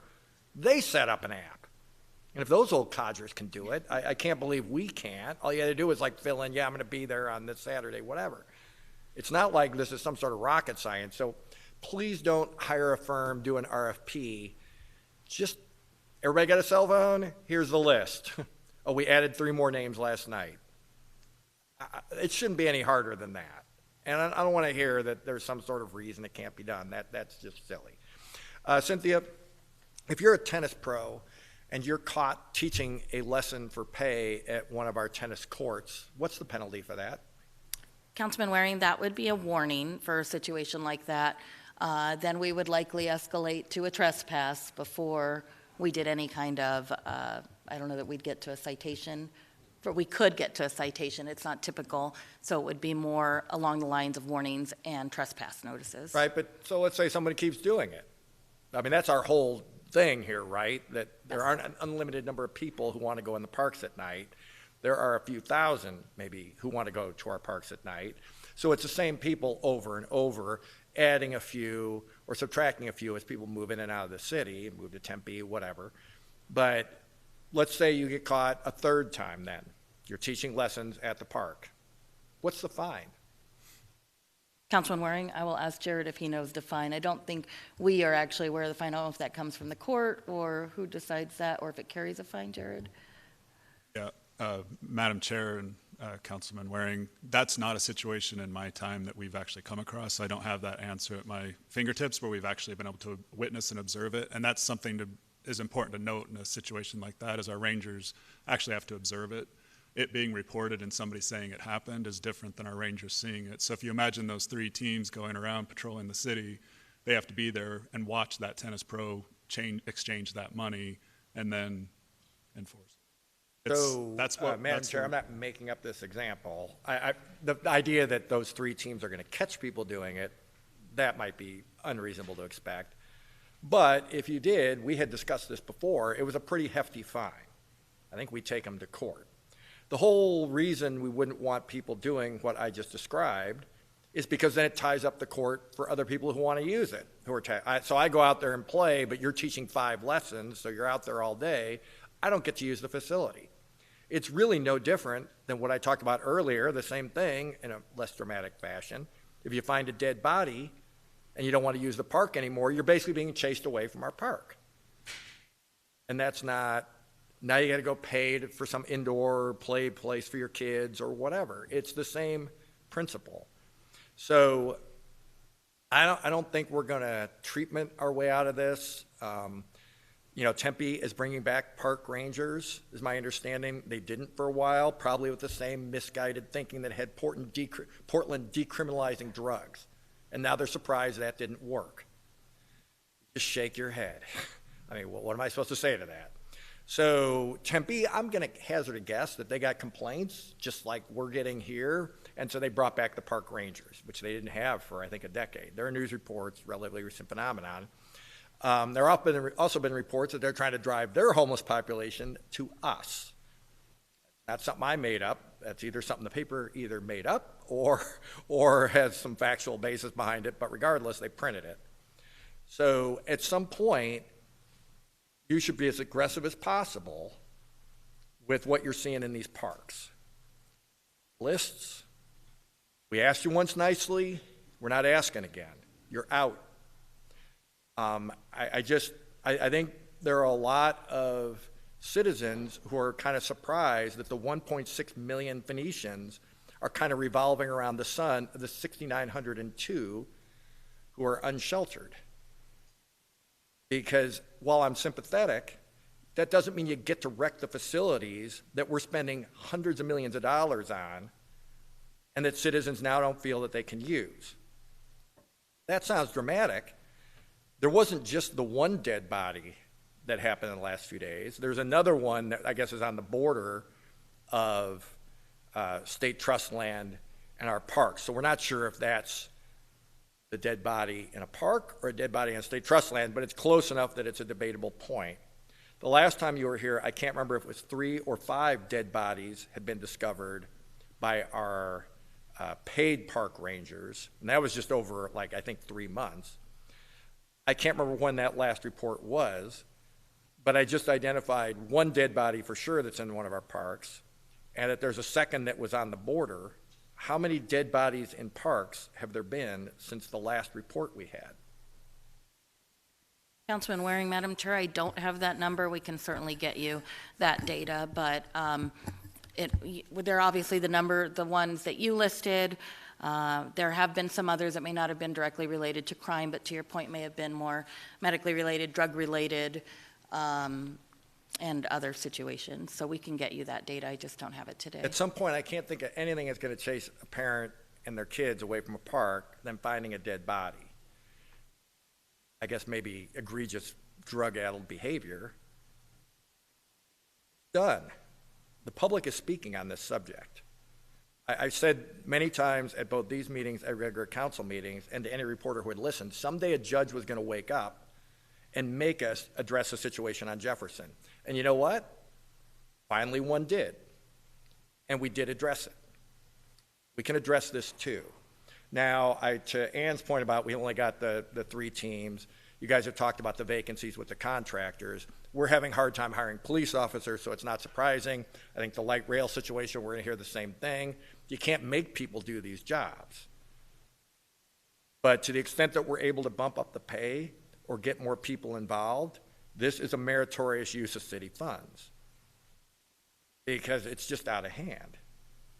And when we don't even know how many, I mean, when it doesn't even resonate enough that off the top of our heads we can come up with how many dead bodies have we found in city parks in the last 3 months, that speaks volumes. You would think that might be something that, oh yeah, well, I remember that one. It's become commonplace. We've let insanity rule the day. And now here we are. Let's stop that and try to set the clock back to when people weren't afraid to go to our parks. That's not an unreasonable request to citizens who are paying for all this. Or we should stop building parks and start, frankly, turning them into encampments like we're doing down the street here. One of those two, because this current middle course doesn't make any sense. Thank you, Madam Chair. Thank you, Councilman. We have one public speaker for this item, Jeff Spellman.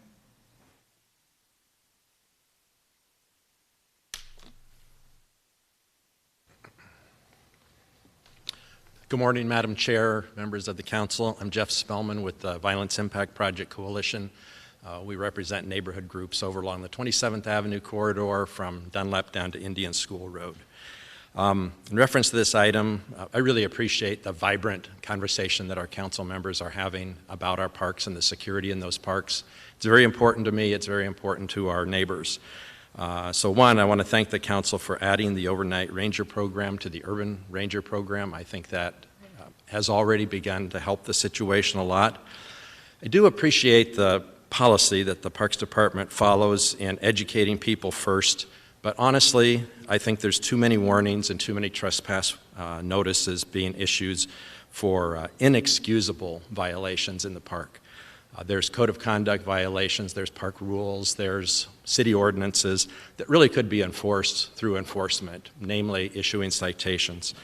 When you look at the numbers, really only 0.3% of the violators that are contacted end up being cited.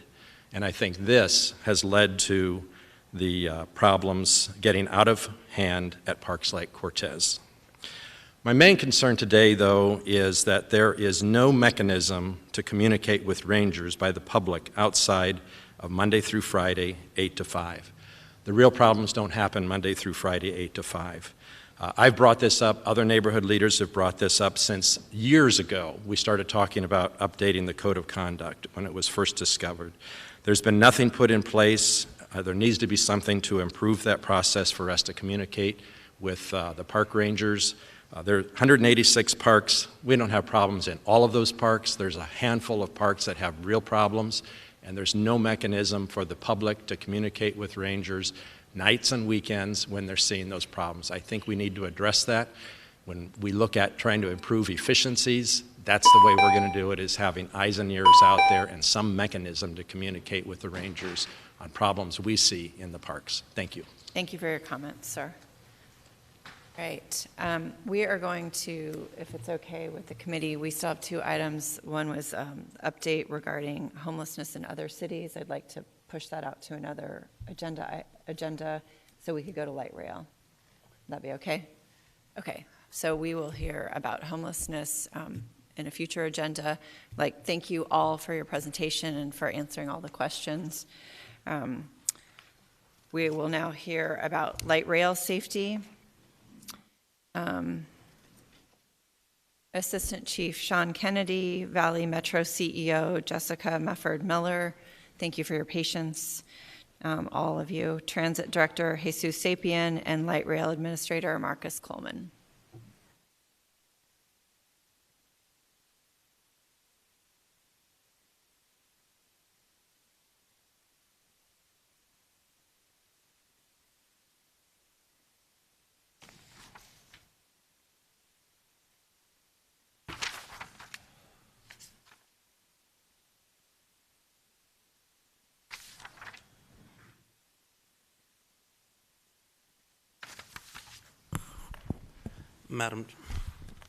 Madam Chair, members of the subcommittee, thank you for having us here today.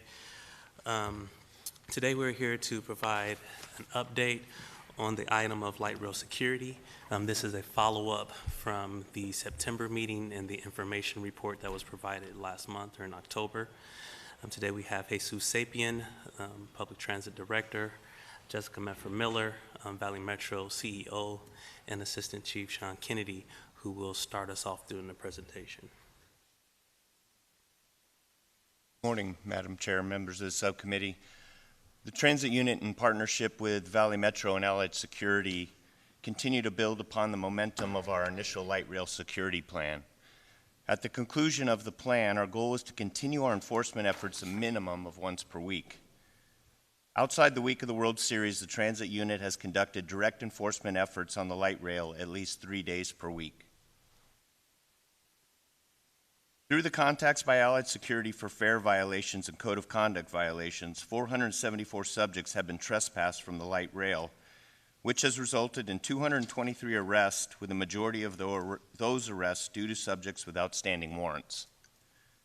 In addition to the numbers that you see on the screen, we continue to receive positive feedback from the community in terms of the improved perception of safety on the light rail. And with that, I'll turn it over to Jessica Mefford Miller. Good morning, Madam Chair, members of the subcommittee. Thank you for the opportunity to appear before you this morning. I'd like to give you a brief update on security process and progress at Valley Metro. We are working with our security contractor, Allied Universal Security, to continue hiring, training, and onboarding personnel. To date, workforce availability remains perhaps our greatest challenge with respect to providing security across the light rail system. We're currently under contract to provide about 110 Allied Universal Security officers on this contract, and that is across Phoenix Mesa and Tempe. We are this week fielding about 65% of our scheduled shifts. That's through a combination of full-time resources and then overtime on this contract. We currently have our 50 officers down. This week we have 17 officers in training, and we have an additional 2 dispatchers in training and 4 supervisors in training. We expect those team members to graduate from their respective training programs next week. They will all be field ready by Friday, December 15th. In addition to workforce availability, we're also working with Allied to increase supervision on the contract. When we last reported to you, we had a supervisor to field security officer ratio of 1 supervisor to 15 officers. We're reducing that ratio so that we can provide greater supervision and support. We think this will both make our FSOs more effective and improve our retention rates on the contract. We are also changing the deployment plan. We have made a couple of adjustments in the last 6 months to create smaller zones on the contract to provide more continuous enforcement. In just a moment, I'll give an update on what that looks like for our forthcoming extension, Northwest Phase 2, which opens early next calendar year. We are working with Allied Universal Security's executive leadership, their national and regional leadership on this contract. We are participating in a performance improvement process with Allied Universal. This will be the topic of a conversation in the Valley Metro Rail Executive Committee coming this calendar year, so by the end of December.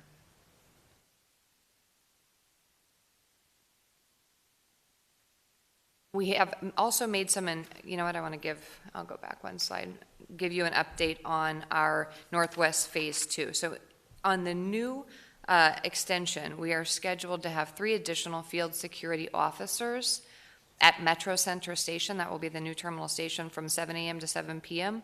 Monday through Sunday, and 2 field security officers from 7 p.m. to 7 a.m., also Monday through Sunday.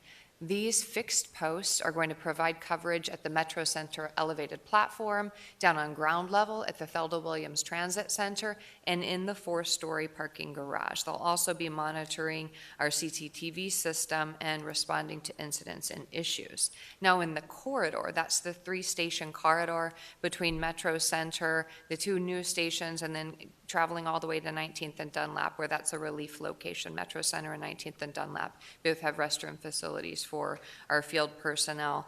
We will have 2 field security officers from 4 a.m., that's our beginning of revenue service, to 2 p.m., and then another 2 field security officers. They will be in a 1-2-person team from 2 p.m. through the end of revenue service. We will also have 30 additional hours of supervisory time per week devoted to this zone. This will be the new Zone 1. In addition to personnel in the field and on the ground, we are also working with City of Phoenix staff to make investments in facilities. Most recently, we reopened the pedestrian plaza at 19th and Dunlap. That was closed for some time for modifications, things like removing benches to discourage loitering at this location. We also striped that area and signed it as an official paid fare zone. And this allows our field security officers as well as law enforcement to remove individuals from this space if they don't possess a valid fare and are not clearly waiting to board the next transit vehicle, whether that be bus or light rail. Since the reopening on October 30th, we've had 422 removals of trespassers from this location. We're continuing to work with our existing fare vending and fare enforcement equipment as we prepare for the arrival of the new equipment in spring-summer of 2024. So we're working with our existing vendor to improve the performance of our handheld verifiers, that's Scheit Bachmann, and our existing ticket vending machines, also Scheit Bachmann. To date, we have 17 working handheld verifiers in place, and then we're working with staff to provide a procedure, which they have now, for verifying fares even without those handheld verifiers. And this is really an issue of obsolete equipment that is very difficult to maintain. We're actually having to ship that equipment out of country for repairs when it cannot be repaired here in-house. Other data that may be of interest to the subcommittee: in October, Valley Metro Security issued 319 citations system-wide. Of those, 301 were in the city of Phoenix. We removed over 4,000 individuals from platforms and about 1,700 individuals from park and rides. In the month of November, we issued 378 citations system-wide, of which 366 were here in the city of Phoenix, 4,090 platform removals, and 753 park ride removals. Moving forward, we are continuing to work with our Allied Universal contractor, and as I mentioned, we are in a formal process with them to ensure adherence to the contract. It is a difficult time to hire and retain individuals working in security fields. We just heard some about this with parks. We experienced the same with law enforcement. Nonetheless, We have a contract with Allied Universal, and we have a need for their resources to provide for the safety and security of our riders as well as our team members. This is a critical focus of Valley Metro. As such, as I mentioned, this month the Valley Metro Rail Executive Committee will gather to have a conversation about the management and performance of that particular contract. We're also working hand in glove with City of Phoenix on the fare collection modernization project, which will replace all of our fare boxes, ticket vending machines, and those handheld verifiers, as well as provide new media and fare opportunities to the riding public to make riding transit easier and more convenient. And with that, I'll hand it over to Jesus Sapien. Thank you, Jessica. Good morning, Madam Chair, members of the subcommittee. I'll be covering a few items specific to City of Phoenix. One thing that's come up relative to whether or not the light rail enclosures in City of Phoenix only could be upgraded or enclosed or something like that. So I wanted to provide an overview of, really high-level overview of Title VI requirements. So a reminder that the City of Phoenix, we are the designated recipient for federal funds for the region. So that means all of the federal funding that comes to the greater Phoenix region flows through the City of Phoenix. And one of the responsibilities we have is to comply with federal non-discrimination statutes, specifically including the Title VI of the Civil Rights Act of 1964. The way the FTA does this is that they conduct what are called triennial reviews. So once every 3 years, they come into the region and they check not only on City of Phoenix activities, but activities related to any federal funding that has flowed through the region during the previous 3-year term. And just a reminder that light rail stations were constructed with federal funds and are thus subject to Title VI requirements. And I won't read this whole thing, but just one of the things that the guidance does provide is guidance relative to transit amenities, and those would include light rail stations or any changes made to them, such as fare gates or enclosing them or anything like that. And that could be anything having to do with the convenience or safety that's available to the general riding public. And after a review of the federal guidance, the public transit and law departments, we've determined that any changes to light rail platforms would need to be done regionally to include the stations that are also that were also built as part of the original alignment, including those in Tempe and Mesa, and not just Phoenix alone. The next item I wanted to provide an update on was the fare collection modernization that Jessica mentioned. Jesus, excuse me 1 second. Councilman Waring has a question or a comment. Yes, Councilman. So Jesus, to these points you're making about the federal government. So the general riding public does not include people who have not paid for a ticket. Sitting here right now not having paid for a ticket, am I the general riding public? I've never bought a light rail ticket in my life. I would categorize it, Councilman, as anyone that is going to access the system or transit amenities. Okay, so if you're not planning on paying, you're just going to like sleep on one of the benches. We have to give you a bench to sleep on? No, sir. That Councilman Waring, no. That's so we not. can take out the benches at some places and not do it at others. Councilman Waring, I would not say that's, I would not go that route. We do have to show that any transit amenities are evenly distributed throughout the transit system. And that can be shade, benches, service itself, age of buses, things like that. So, but we have taken out some benches. Madam Chair, Councilman Waring, very few out of the 4,000 plus that we have throughout the city. It is single digit, it's very few, and we have told the council that we're doing that on a temporary basis. But we didn't do it equally. I'm So sorry? we obviously at some level got law to sign off on that, and so we thought it was okay. I guess this speaks to my point of theoretically people are using light rail to go to the doctor, grocery store, excuse me, different places. So now I'm 70, I don't have a car, I use the light rail, I pay for my ticket, I go to the grocery store, I got my groceries, it's half a mile to the grocery store, and it's 110 degrees, and now there's no bench. The reason there's no bench is because people were sleeping on the benches, making them either inaccessible to me or an undesirable location to be because of the behavior of the people who are sleeping on the benches. So now we're having the expense of taking out the benches. And apparently we're worried that the big bad federal government's going to be mean to us about it. This speaks to my point of, we're spending a hell of a lot of money moving stuff around to get the very few people who want to sleep on benches, which is not what they were built for. These stations were not built as basically de facto homeless shelters any more than the libraries or the parks were. And so now we're disadvantaging the people who paid the taxes to pay for all this in the first place. See why people might get annoyed by this after a while? I guess at some point, make those stations as inaccessible to people who aren't buying a ticket as possible. That would be my advice. If the federal government doesn't like it, we can go through the same rigmarole we did about cleaning up Jefferson. At some point, that federal judge or whatever is going to own the fact that we now can't use billions in infrastructure. And they can explain it to the public, and we'll see how well it goes. But I did notice eventually just what I said was going to happen. A judge was going to wake up and say, clean that up. You're abdicating your responsibility as a government to protect your citizens. And that happened. And I noticed now it looks demonstrably different than it would before. Now, I will say, if you go down Washington, you're inevitably probably going to see people sleeping at the bus stops, taking up the entire bench. We've gone through this in District 2.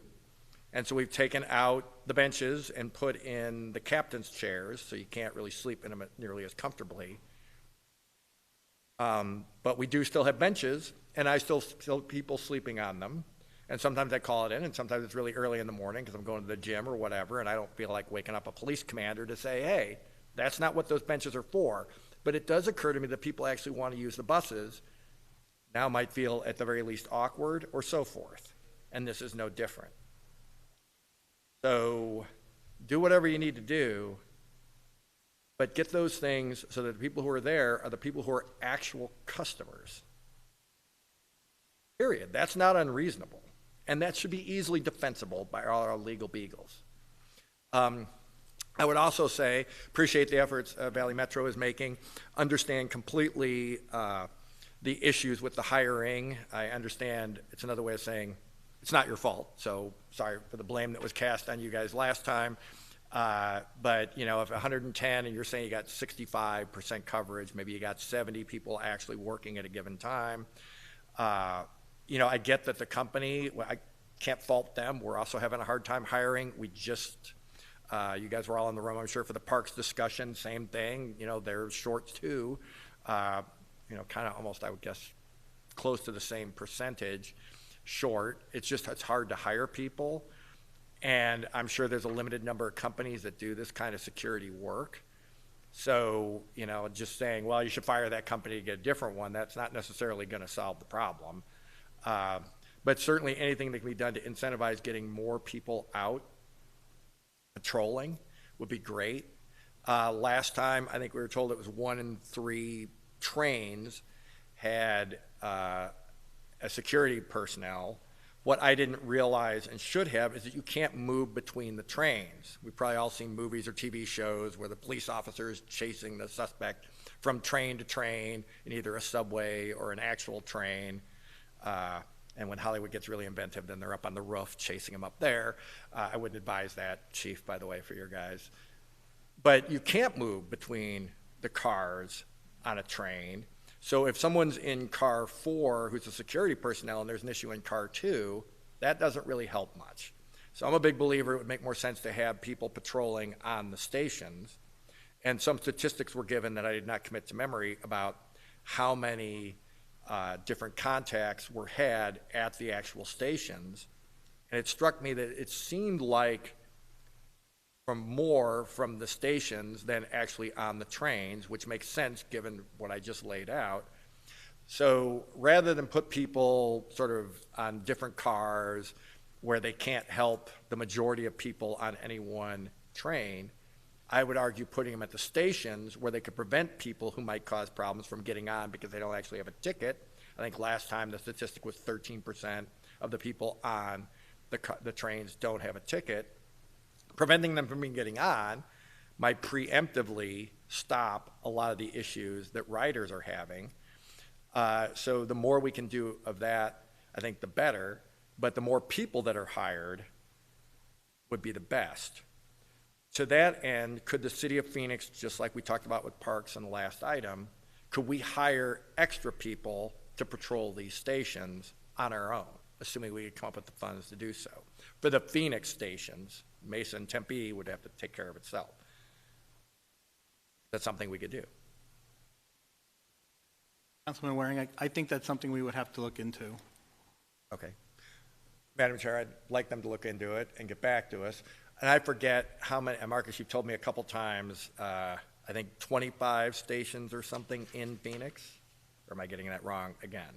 28 platforms. 28 platforms. And Madam Chair, members of the subcommittee, one thing that I would also like to mention, some of the things that you're discussing today, we work very closely with Valley Metro. Valley Metro also has a board because they have more member cities. Some of the things that you're asking will be policy changes and contractual changes that City of Mesa and City of Tempe are also parties to. Not saying that we can't overcome those things. I just wanted to make sure that that information was put out in front of you. And Madam Chair, Marcus, the City of Phoenix has a seat on the board, does it not? Yes. Look at us, insiders. That's so wonderful. One thing I would like to know, though, from the security that's out there right now, who's making more contacts? The people on the trains themselves or the people at the stations? May not have statistics now. That should be an easy metric to get, I guess. You know, it does seem like there's a lot of contacts. And with a shortage of manpower, person power, you have to have as much efficiency as you can possibly wring out of the system. If you're only going to have 70 people out there doing it, you got to make those 70 people count. Now, I get that the federal government is sort of ginning things up against us by saying, oh, you don't want to be mean to anybody. At some point, we've gotten kind of past like what's reasonable. And so I would say have those security and any police that we're sending out there, and they should be as aggressive as possible, just like the parks, so that people who want to pay for all this actually can use unmolested the facilities, which cost us multi-billions of dollars. Whether I thought they were a good idea or not, it's done now. The trains are running now. We got to make them as user-friendly as possible to get as many people to maximize the benefit from having, rather foolishly to my mind, invested so much money in this fixed line system. I don't know how many people are actually going and getting their groceries and riding the light rail. I suspect probably not many. But for those that are, we'd like to incentivize more of that, because theoretically, at least, that's what the system was for. Get people to drive less. And they're not going to do that if they feel like they're going to be accosted, if they can't sit down, either because we took out the benches or somebody's sleeping on the bench. Either one of those produces the same result. Bad for us and a waste of taxpayer money. Continue with the presentation. Thank you, Madam Chair. I just have 2 slides left just to provide an update. As Jessica was saying, we are in the middle of a fare collection system update. And what we have there on the top left you see is a trip planner that we rolled out in July 2021 that helps passengers plan their trip. And then on the bottom left there, we upgraded that function to allow passengers right before Super Bowl activities here in the region to pay for passes. And what we're doing now is single ride 1-day passes, but in the coming months, spring and summer, as Jessica said, we'll be rolling out all the other fare options for customers, which takes me to my next slide. In May 2024, we expect ticket vending machines to be installed, at least one per light rail platform, and then a second one on June 1st.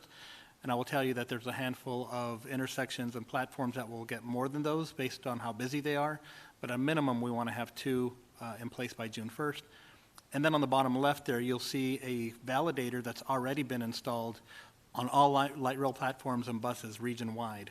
So that is a huge component of rolling out the fare collection system update, basically so that you can have the app on your phone that'll have a barcode or QR code, or a reloadable fare card in your hand that you would just tap there and make it a lot easier to prepay for your fares and hop on board, whether it be light rail or bus.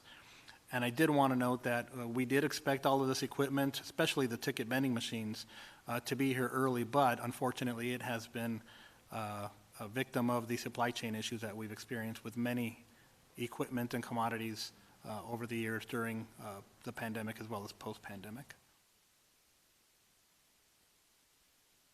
And that's the end of our presentation. Councilman Waring. So the fancy doodads that you guys are buying to replace the old antiquated doodads for fare collection. So really it is the honor system. It's not like if you try to sneak on with other people who bought a ticket, some force field comes down around the doors and keeps you out, right? Yes, sir. Like Total Recall or something? No? Okay, so really it's still the honor. This doesn't really help at all unless you happen to be in one of the cars with an actual ticket taker with the mobile app, right? I understand that correctly? I mean, otherwise, if you take out the human component, nothing has really changed. You're going to have people sneaking on and riding around to their heart's content. Madam Chair, Councilman Waring, I would say it's similar, but we are going to have additional data collection and the handheld verifiers, which we have a smaller number now, that, as Jessica said, have been difficult to keep up and running. So our monitoring enforcement, I think we're going to be upping our game in that area. But, Madam Chair, the monitoring enforcement only works if you have a human to actually have the thing in its hand. That is correct.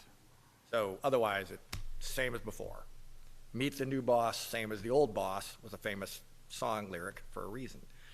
I'm not criticizing, it's just we're investing money in this. What does it really do? Maybe we should be investing in upping the pay of the humans who will actually have to enforce the system. I mean, maybe the money's coming from different places or whatever, but no offense, I don't see how this changes the dynamic one whit.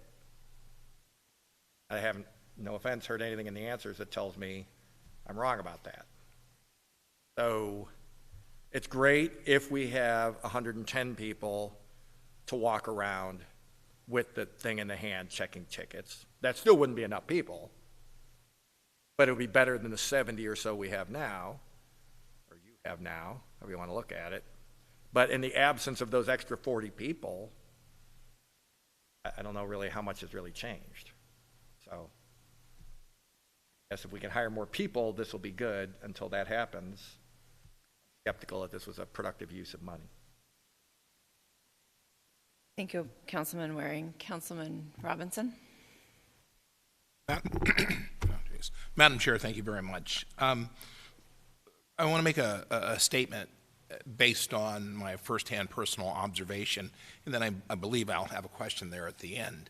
But for the last several weeks, I've made it a point to get out and ride the light rail simply because I knew this was coming up. We've been talking about it a great deal. And I wanted to, like I said, from a firsthand standpoint, witness and understand more completely about what we're going to be faced with and what decisions we should probably make. I've made several trips with my staff where we would ride all the way to the end and come back. I engaged riders in conversation. Sometimes I would tell them who I was, and I was just more curious than anything else.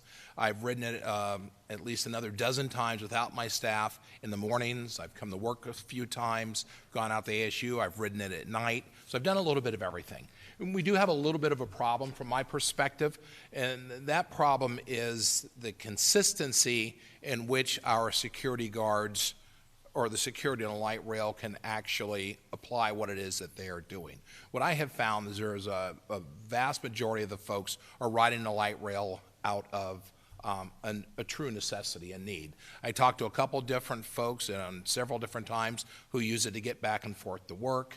I've talked to folks who use it to come downtown in order to avoid paying for parking. So there have been a variety of folks. And one young lady I spoke to, she and I are about the same age, and you notice I threw young in there.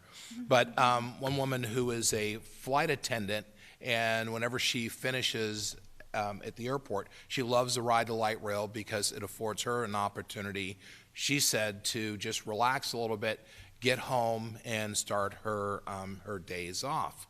So I just think it's important that from a firsthand standpoint, I've talked to literally dozens of folks who ride it out of necessity. The gentleman who has to get down to the VA system for dialysis 3 times a week. So there are a variety of folks that I did speak to. I did notice every once in a while, and it was not with a whole lot of consistency, but I noticed every once in a while folks who were on the train who probably shouldn't have been there. When the security guards got on, they got off. There's that consistency part that I talked about, that there needs to be some inconsistency to their consistency, I guess you could say, of them moving about the cars in order for us to have a better handle on who gets on the train, who's not paying for the train. What I would do, especially when I was coming to work, because I wrote it from a couple different directions coming to work, each stop I'd move to the next train, move to the next train, and stop after that, and move back and forth. And I am here to tell you firsthand that the vast majority of the riders were there minding their own business, using it for a purpose, some out of necessity, others out of convenience, and I think that is a good thing. The security, when they were around, folks who I thought shouldn't have been on the train got up and got off the train. You know, I know it's happening the way it should. To Councilman Waring's point, if there were more of them, I think we'd have less of a problem than what we do have. But I am stating with, like I said, firsthand knowledge and my observations that there wasn't a time when I ever worried about my safety. There wasn't a time where I saw anyone do anything they shouldn't be doing. I watched, well, there was one guy was drinking, and it was a clear liquid, so I'm making an assumption it was water. It may not have been. But, you know, when you get out there and you actually see it, you see that there's a lot of folks who are using it for a reason, and I'm glad to see that. And I think we do need to do whatever we can to ensure that those folks are, for lack of a better word, unmolested. There are a couple folks that were there who shouldn't have been on the train. People wouldn't sit by them. I wouldn't sit by them. I get that. But as soon as the security came on, they recognized them, they got off the train. So that portion of things, I think what we have to do, my recommendation, the best we possibly can, is to be very inconsistent with a consistent popping in and off of the trains. People need to not know when they're going to be there, and they need to move from train to train at each stop, and they were probably doing that. The ones I watched did. But I think it's important for us to be there because, like I said, again, a lot of folks ride it for either convenience sake or out of necessity, and we need to make that as safe as possible that we can for them. So that having been said, I think the one recommendation that I would have is look for an opportunity, and Sean, I'll turn to you, turn to the police department, and if at all possible, and I know everybody is short and things like that, I understand that, but if at all possible, on double squad days and different things like that, to have, you know, 1 or 2 police officers get on the light rail, ride it for a little bit, jump off of it, just that mere presence will send a message, as it would to the parks and a lot of other places, that folks who shouldn't be there probably won't be there. You know, anybody who drives down Lincoln Drive, the first thing you do when you're driving down Lincoln is what? You slow down because you see those cameras out there and you don't want to get caught. I apply the same principle with us having some security guards getting on and off, or a uniformed police officer, like I said, on double squad days when it can, when it can be allowed to get on the train, ride it for a little bit, get off, and I think the results will be what it is that we're looking for. So with that, Madam Chairman, thank you very much for the time. Thank you, Councilman Robinson. Councilman Waring?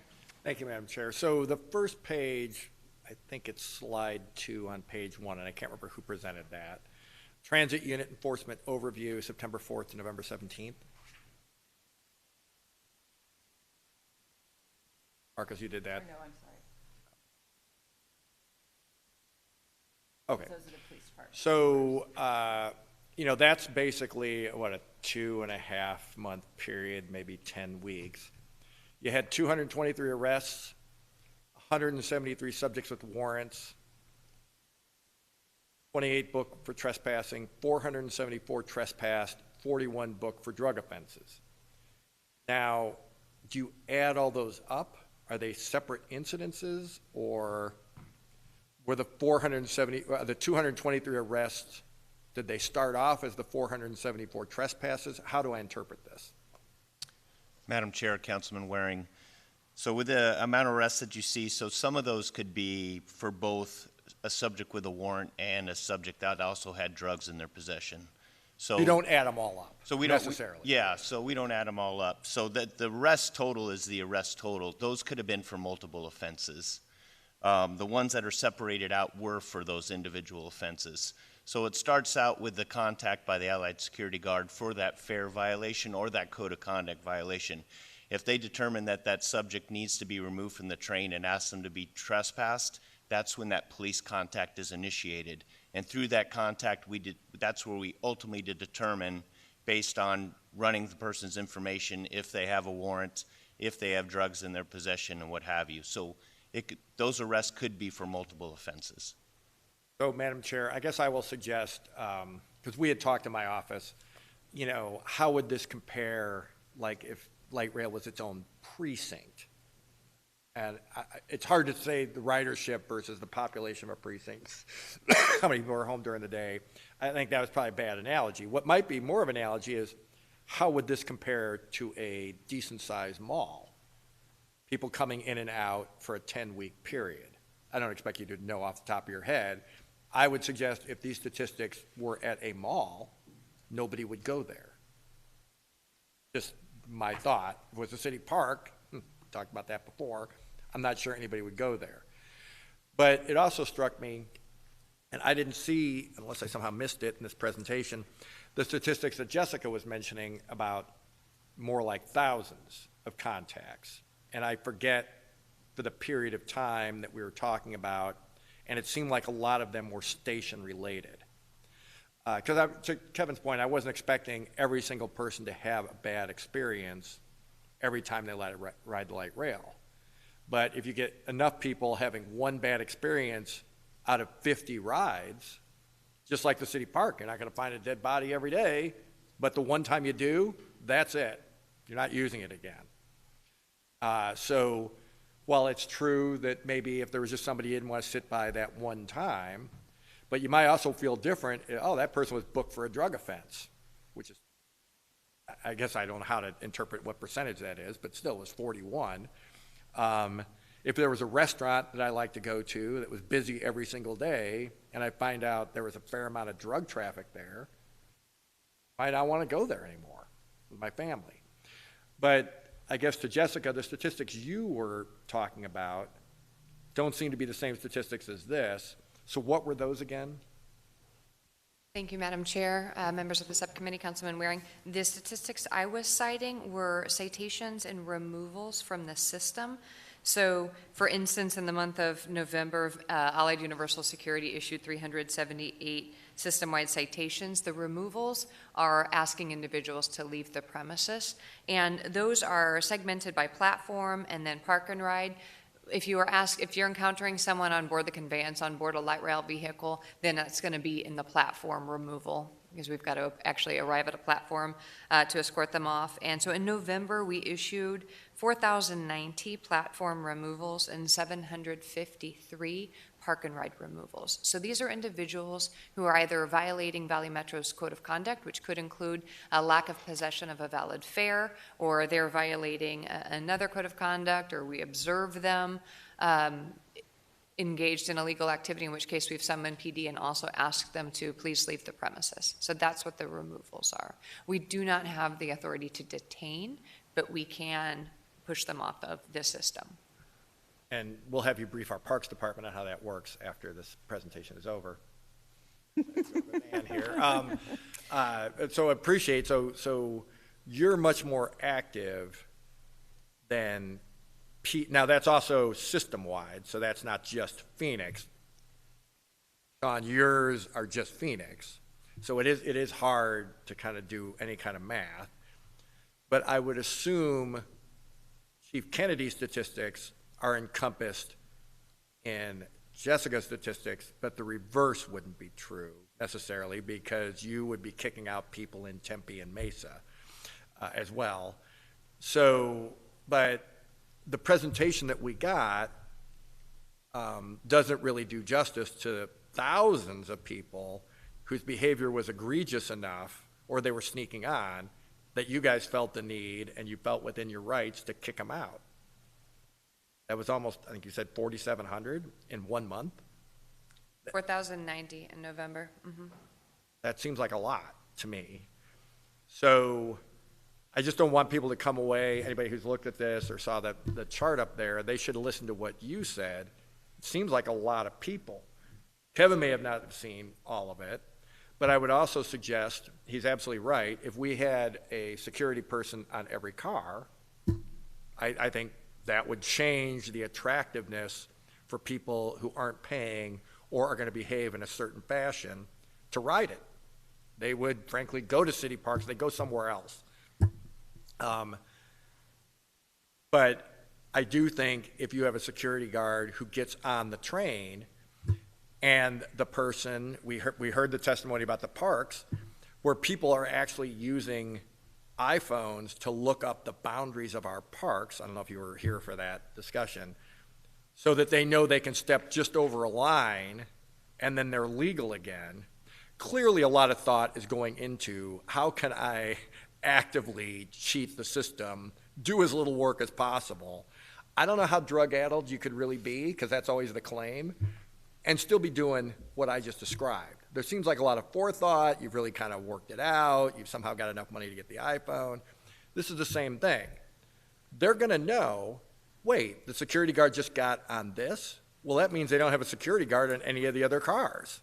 Is there anything to prevent them from leaving, as Kevin witnessed, and then just walking into the next car where they know you're now sealed up for at least the next ride because you can't cross between the cars?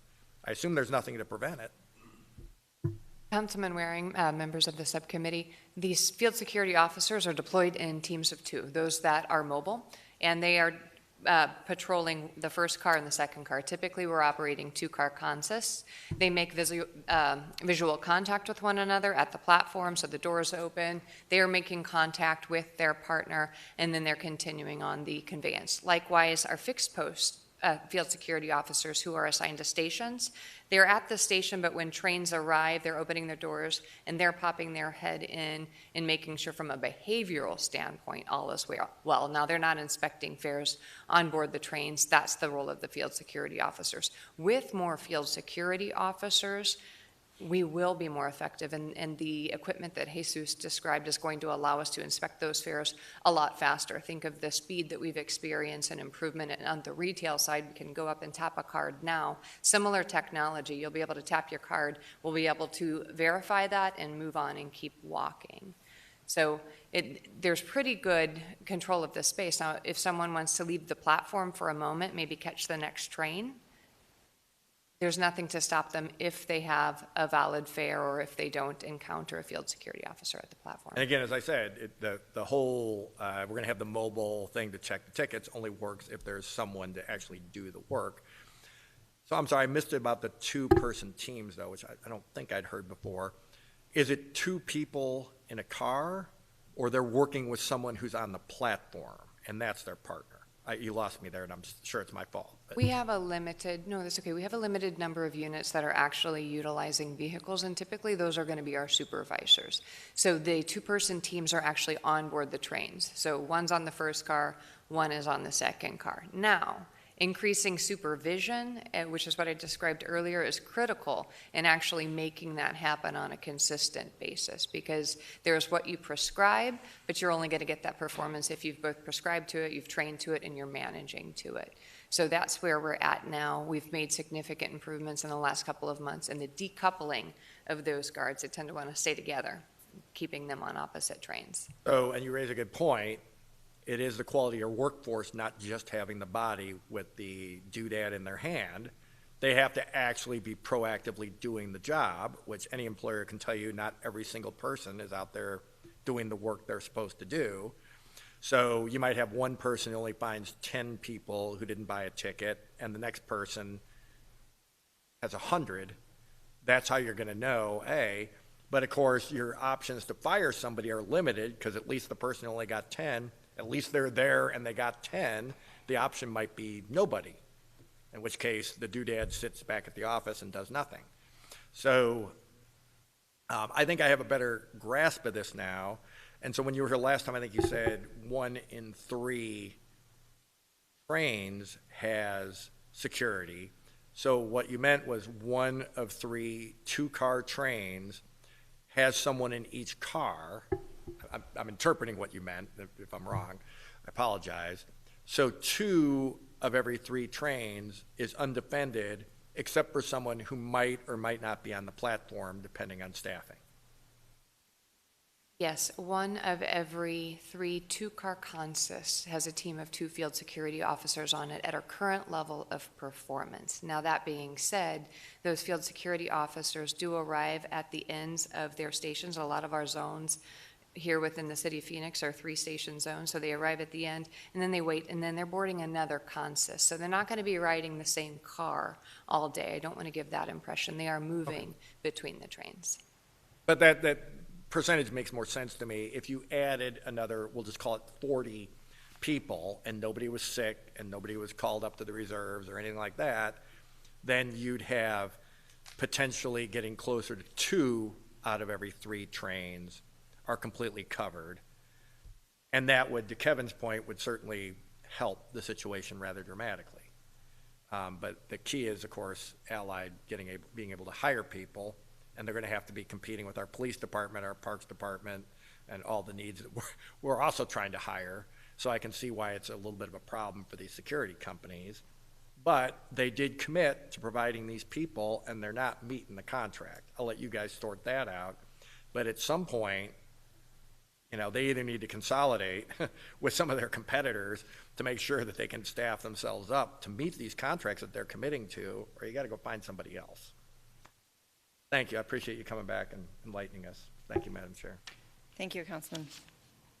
I have a few questions. Are there, oh yes, go ahead, Marcus. Madam Chair, members of the subcommittee, one thing that I wanted to also mention, we inadvertently skipped over one of the slides, that similar to the question that you had about staffing and also some of the questions that have been raised during this meeting about infrastructure, we're continuing to evaluate those things. So we're continuing to work very closely to be lockstep with Valley Metro to make sure that we continue to evaluate staffing levels and also infrastructure improvements that can be made throughout the entire system. So I just wanted to acknowledge that that is something that we are continuing to work on.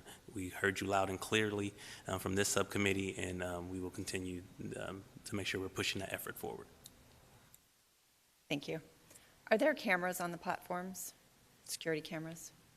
Thank you, Madam Chair. Yes, there are cameras on the platforms. There are also cameras at several different locations within the vehicles themselves. And who monitors those? Those are monitored on the platform and at the park and ride by Allied Universal Security and our Operations Control Center. We have got one OCC for the entire facility. We are also having conversations with our rail member city, that's Phoenix, Mesa, and Tempe, police jurisdictions about sharing that CCTV feed to expand the eyes that are monitoring the fixed system. Okay. I personally highly recommend that we share that with our police officers, police departments, so that they can also be aware of what's going on. When Allied Universal Security sees something on those cameras, do they call police then? Yes, they are in contact with law enforcement and or Allied Universal Security, dependent on the issue. Of course, if it is a code of conduct violation, they're going to reach out to Allied Universal Security. If they witness a criminal violation, they're going to reach out to law enforcement in the respective jurisdiction. Okay, I appreciate that. And I appreciate all of the statistics or the data you brought, Jessica. Could you please provide that in writing to the subcommittee members so we would all have them? Thank you. I tried furiously to write what you were saying, but I'm just not that good. I want to go back to the manual or the verification, and that I know that the contract says, and we're trying to get the ones that are older working. And then we'll get new ones. However, and it says a handheld validator will be used to inspect fair media, except that we know that we don't always have those. Is there some reason that they can't just write with a pen, actually physically check a ticket and write on a pen to say, it was used today? I was not as good as Councilman Robinson. I only got on the light rail once. I can't take it all the way from my house unless I take a bus and a train and a plane and a boat. Just kidding. But I did go right at one time, and it looked to me that as long as I had this ticket that hadn't been written on or verified by an electric machine, that I could have ridden for that 2 or 2.5 hour period as long as I wanted. I can answer that, Councilman O'Brien. So if an individual possesses a pass, for instance, a platinum pass, I'm looking around, City of Phoenix purchases a number of platinum passes, as do many of our employers. If they don't have a handheld verifier, all the field security officer can do is visually see that. If someone has a paper ticket, so if I purchase tickets and I'm riding that day, as I do at the ticket vending machine for my kids, for example, those tickets are date stamped at the time I purchased them, so it's going to say December 4th, and so the field security officer needs to only visually verify that. If I were to go to a ticket vending machine and I'm going to purchase 12 tickets for my family to use over the course of 4 days, or if I go to a Safeway, we'll say that, then, and those are day passes that are scratch-offs, then those aren't going to be date stamped. And so that's when it has to be written on. Most of the paper tickets, though, coming out of the machines, they're already verified or validated. And I appreciate that earlier you said essentially we need to, inspect what we expect from these folks. So are we, I guess, raising the bar on those visual inspections of tickets, whether you have a handheld thingamajig or a pencil or pen? It's a doodad, Ann. I'm sorry, doodad, I didn't get the right. Thank you, Councilwoman, Madam Chair. We are, and we're doing that through our engagement with Allied Universal corporate leadership. We're doing that here on the ground level with their supervisors, and then we're verifying that with our small but very engaged in-house security team, and that team it's 3 people. And okay. But we are doing that. Wonderful. And you at the beginning talked about your vacancies and how you're trying to get those positions filled. And I know you got some folks coming on, but just based on today's numbers, Allied Universal is more than, is at less than 50% filling their positions, correct? Yeah, they're at about 50% on field security officer vacancies. We're doing a little bit better on supervisors on our operations and maintenance center fixed post. And we are fielding 65% of our scheduled shifts this week, and the delta between them is overtime. Wonderful. So and I appreciate that, but we're still at 35% vacancy, and the contract requires that their staffing never fall below 97%. What is the penalty when they fall below 97%? The current contract, there are no penalties such as liquidated damages for failing to fall below 97% of scheduled hours. So there are other contract performance management mechanisms that we're leveraging right now. Okay. And my final question, although I'm pretty sure y'all aren't gonna, you're gonna say, didn't we just talk about this? Trespassing. So if an officer trespasses someone can they trespass someone from the platform without getting permission from a Valley Metro employee or security guard? Madam Chair, that trespassing would have to come at the direction of Allied Security. So they would have to indicate to us that they want the subject trespassed from the light rail. We cannot initiate that trespass on our own. Okay, so I'm going to say the same thing I said at Parks.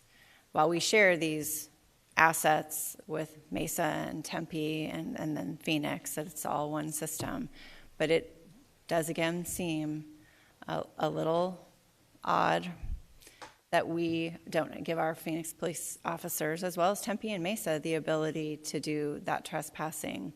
And I would hope that we could work out the same kind of agreement with Valley Metro as we could with our park system that it sounds like we have at our airport, so that our police officers are able to enforce.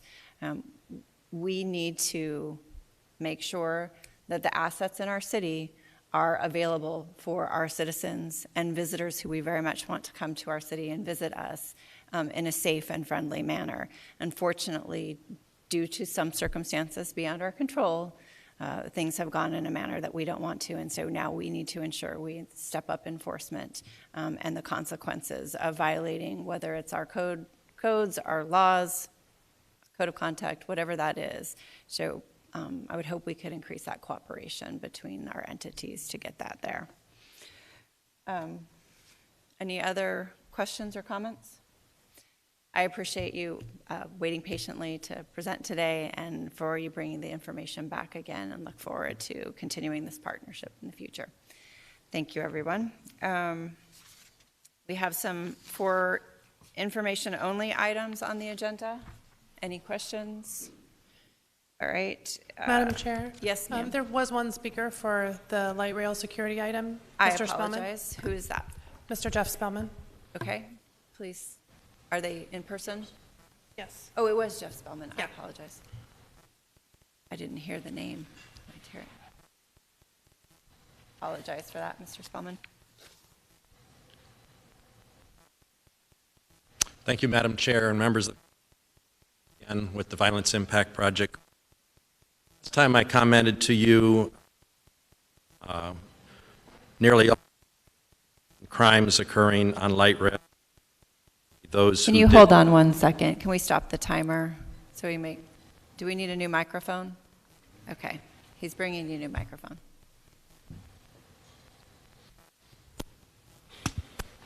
Can we just restart the clock so he can begin again?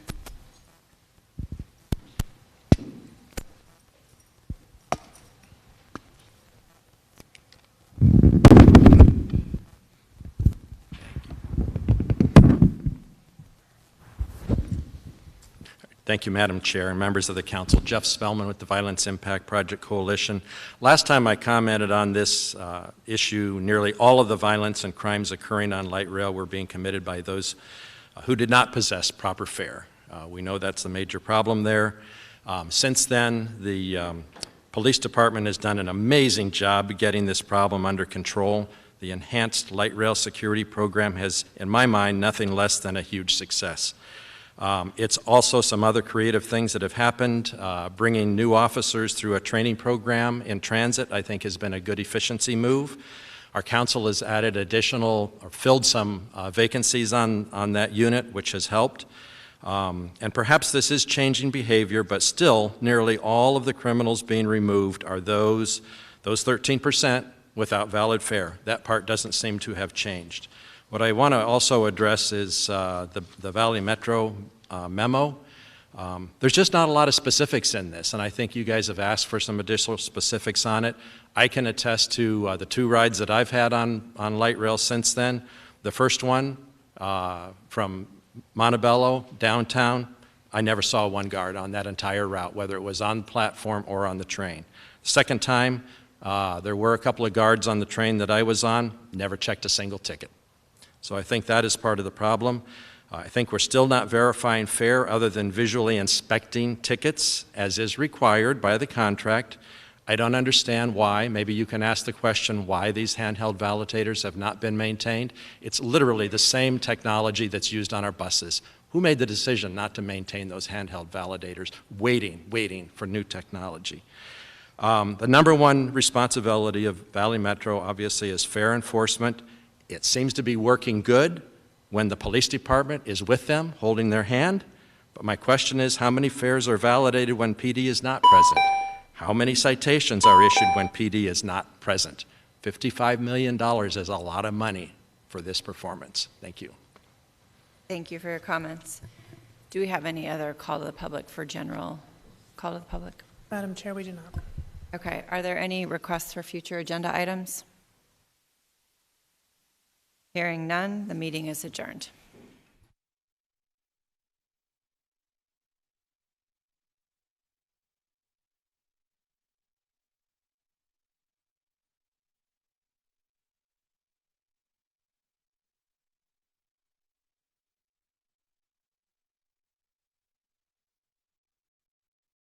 Vaughn would be alive 1 year after such an injury. But at least one person believed. And for everyone else, seeing is believing.